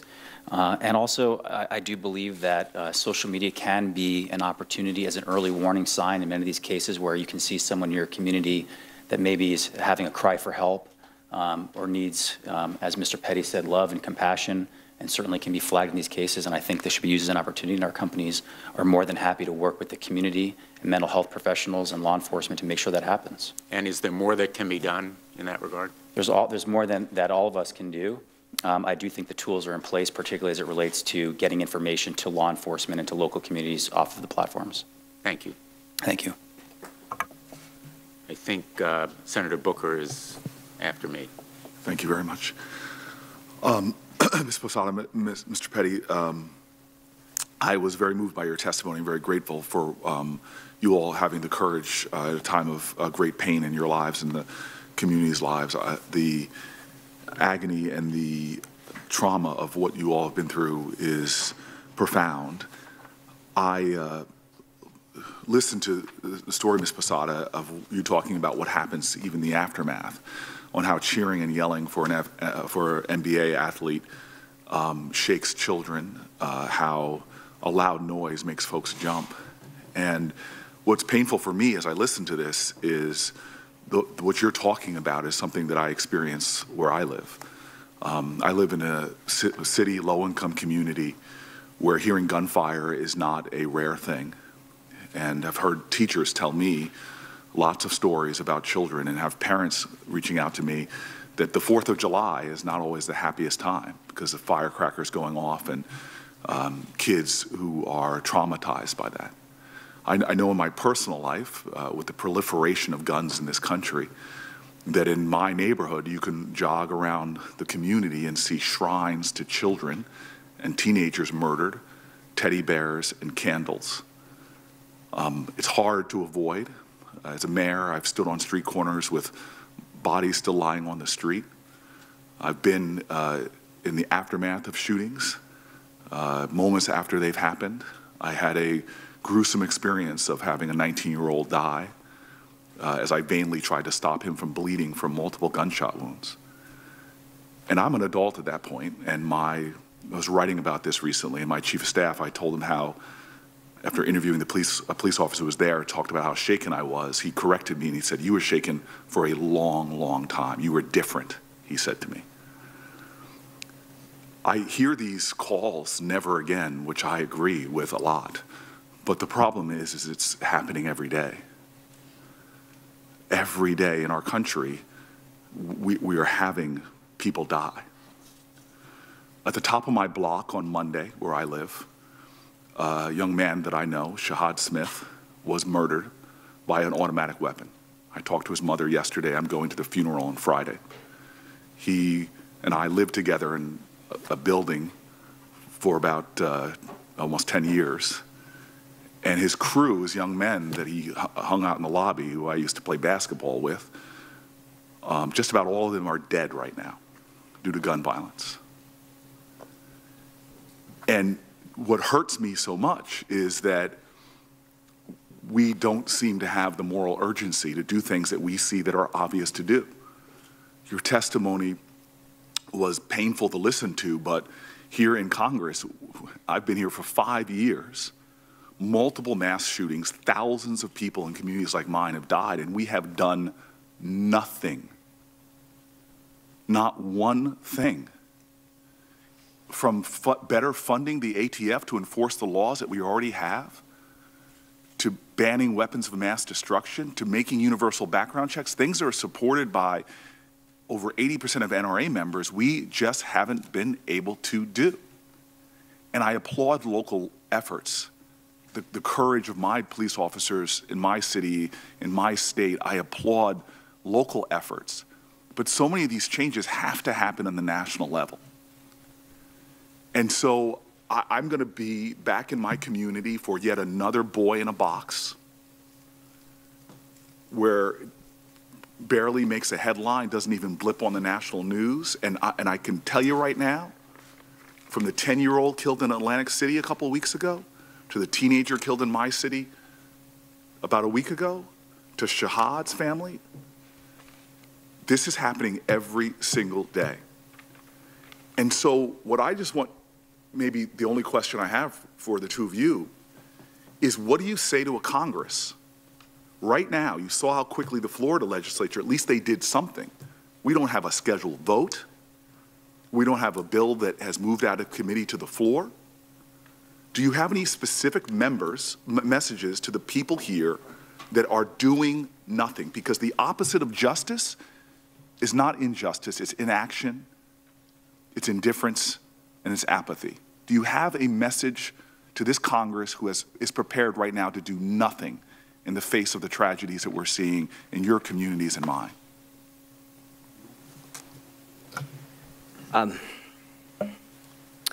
Yeah, my message is this time must be different. In Florida, I learned about another part of Broward County, not Parkland, but another area, where the congressman from that district told me the bullet holes in our school are on the outside.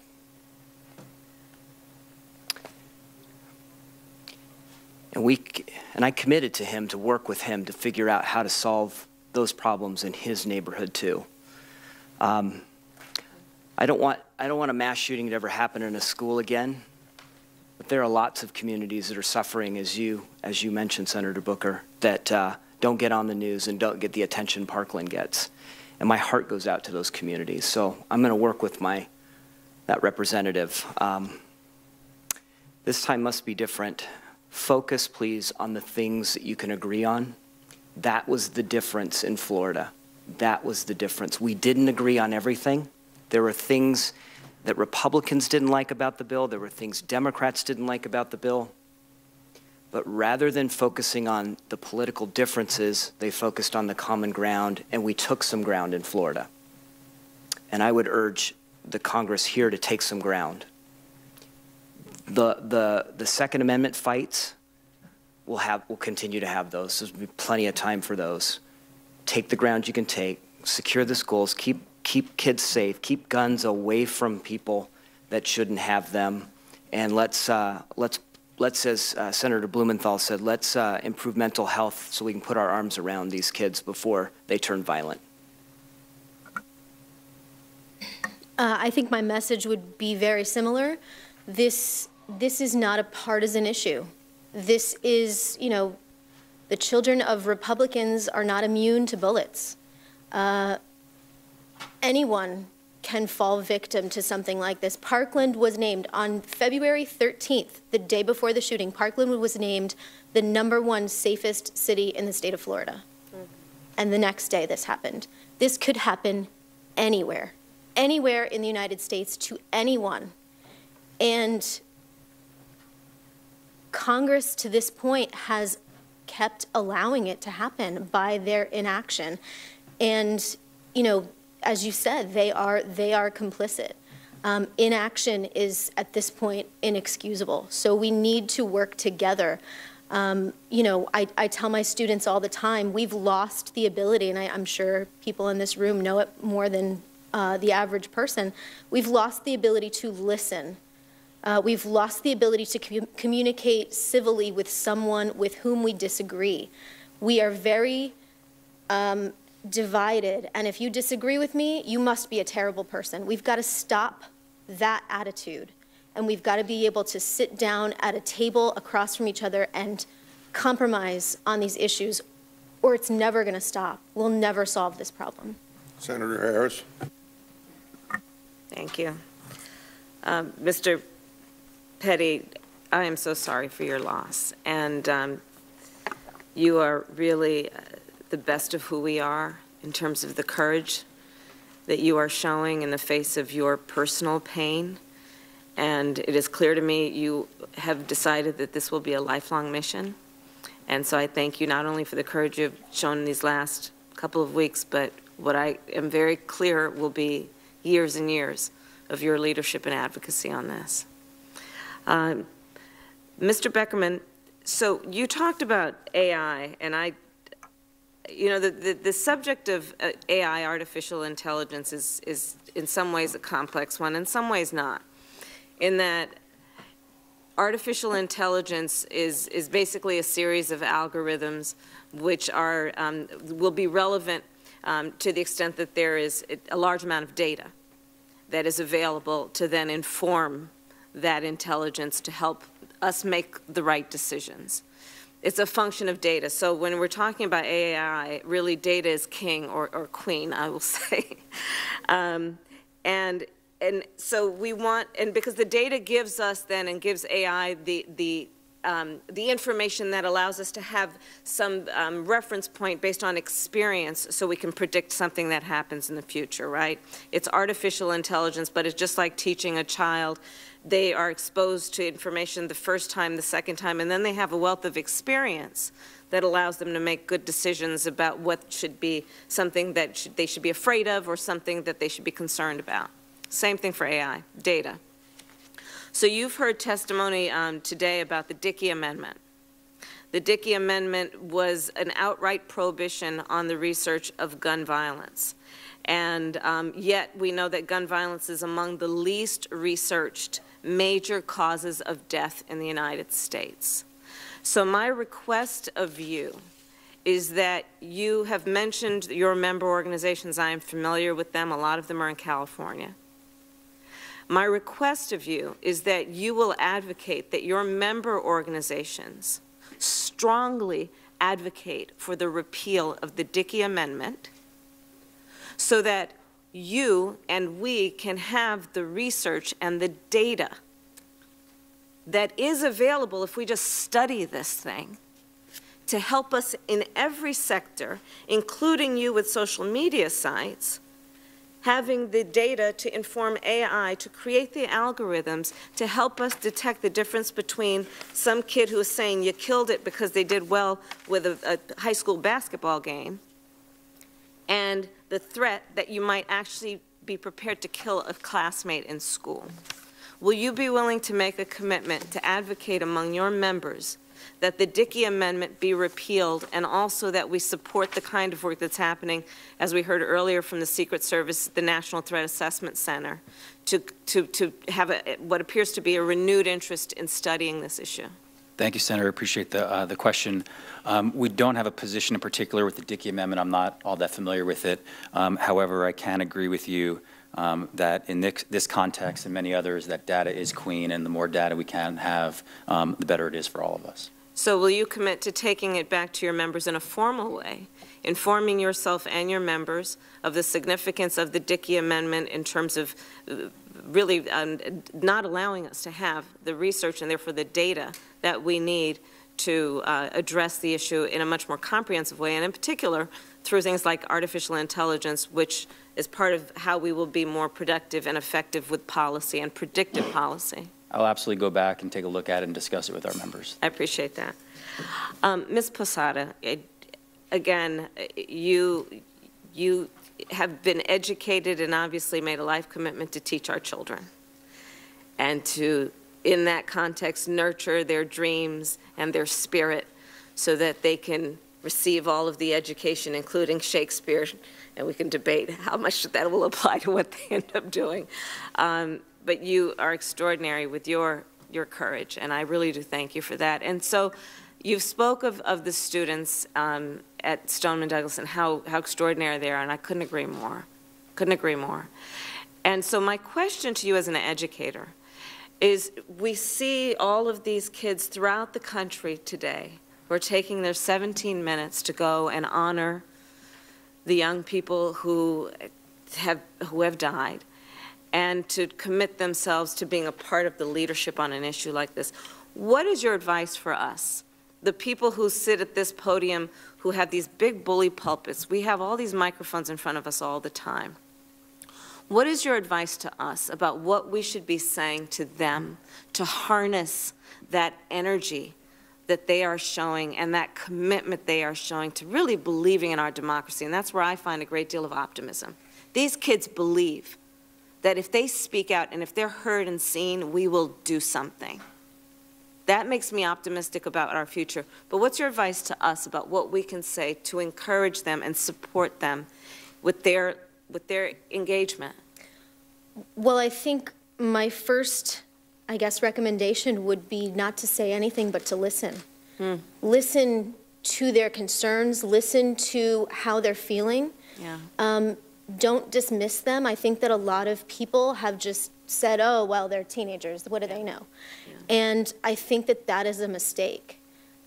So these, although they are children, they are intelligent and they know their minds, and they'll tell you what they think if you let them. So that would be my first recommendation. But just to encourage them, I know that a lot of these kids have been attacked personally by people saying that they're not real, or that,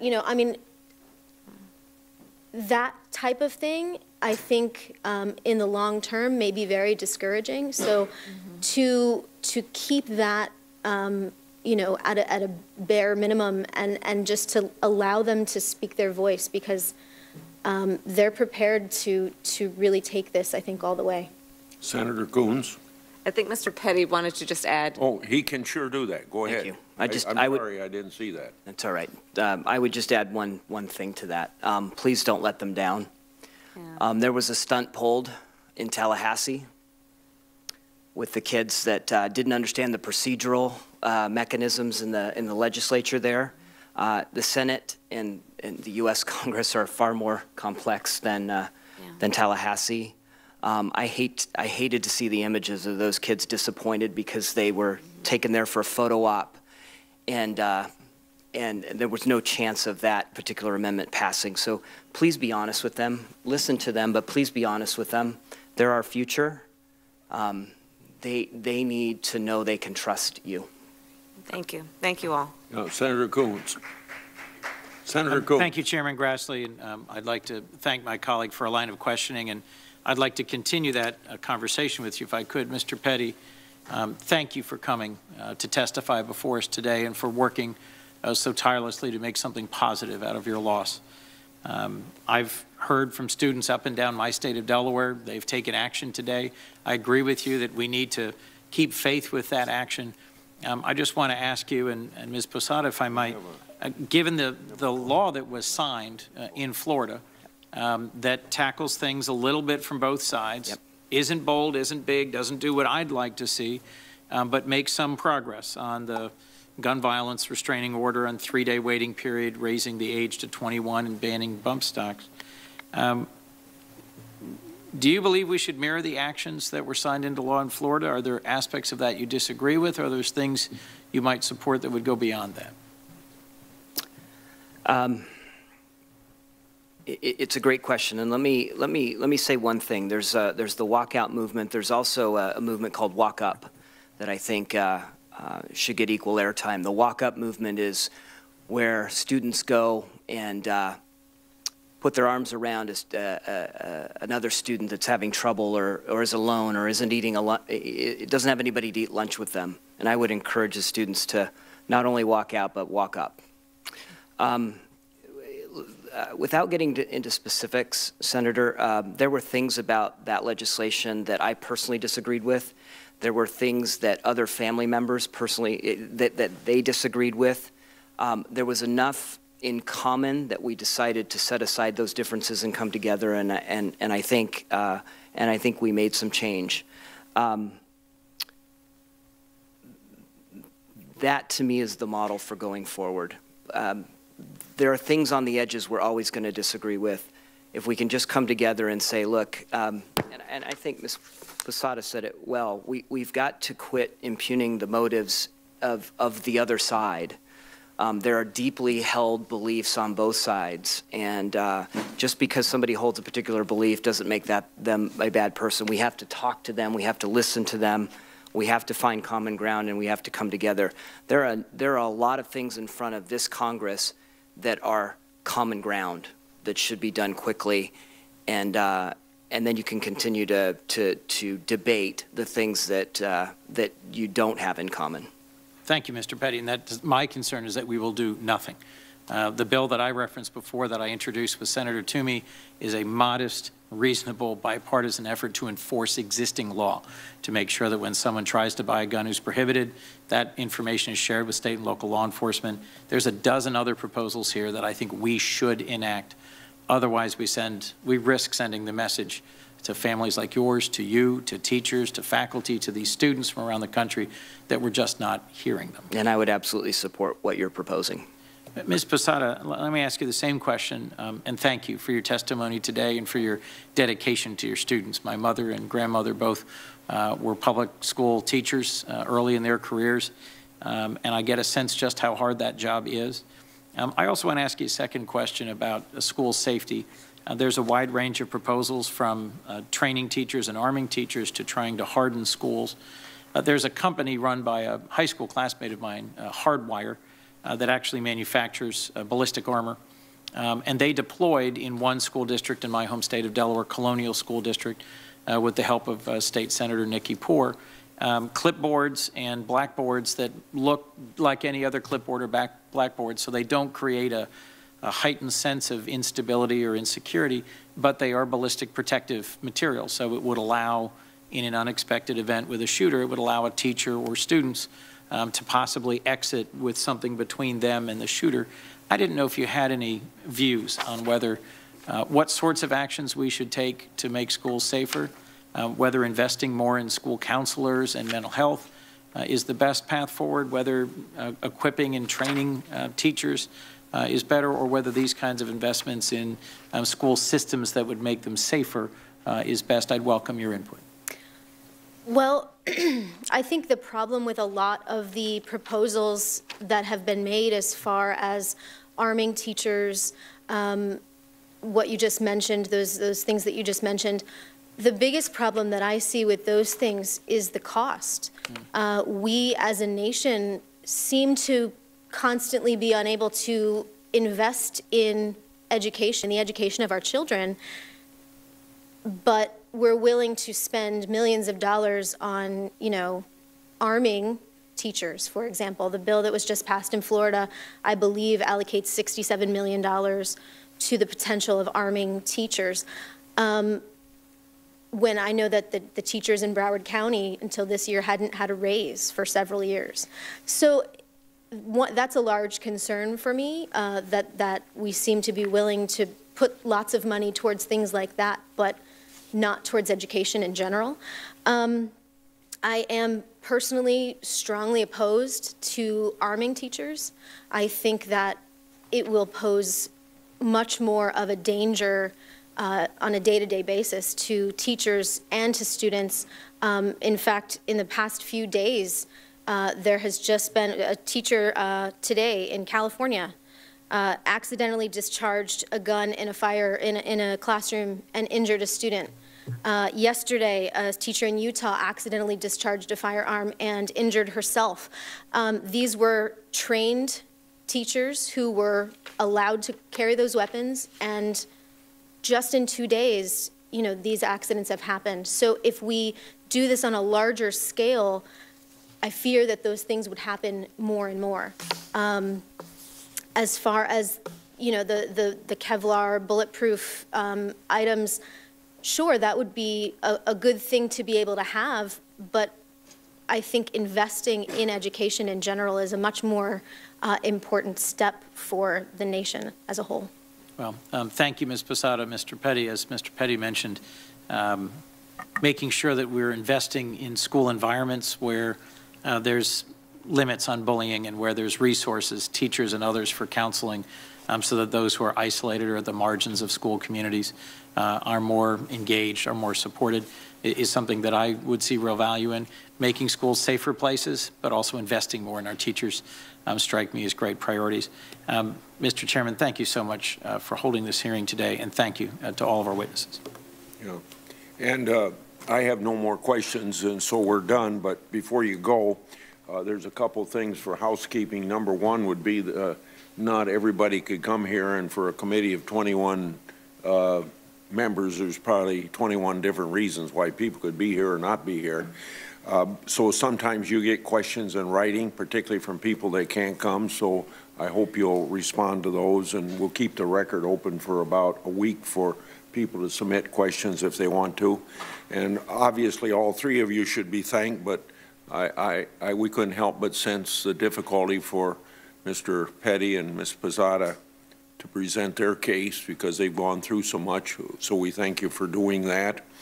And I think what the two of you have said, that we need to come together in the Senate to find a common ground, and it seems to me like the bills that are evolving here, things to improve school safety and to take guns out of the hands of dangerous people, and reducing school violence as a result, are things that we ought to really find common ground on. Beyond that, obviously we still have a responsibility to find common ground, but it seems like we ought to be able to move ahead on some of these things very, very quickly. So thank you all very much, and the hearing is adjourned.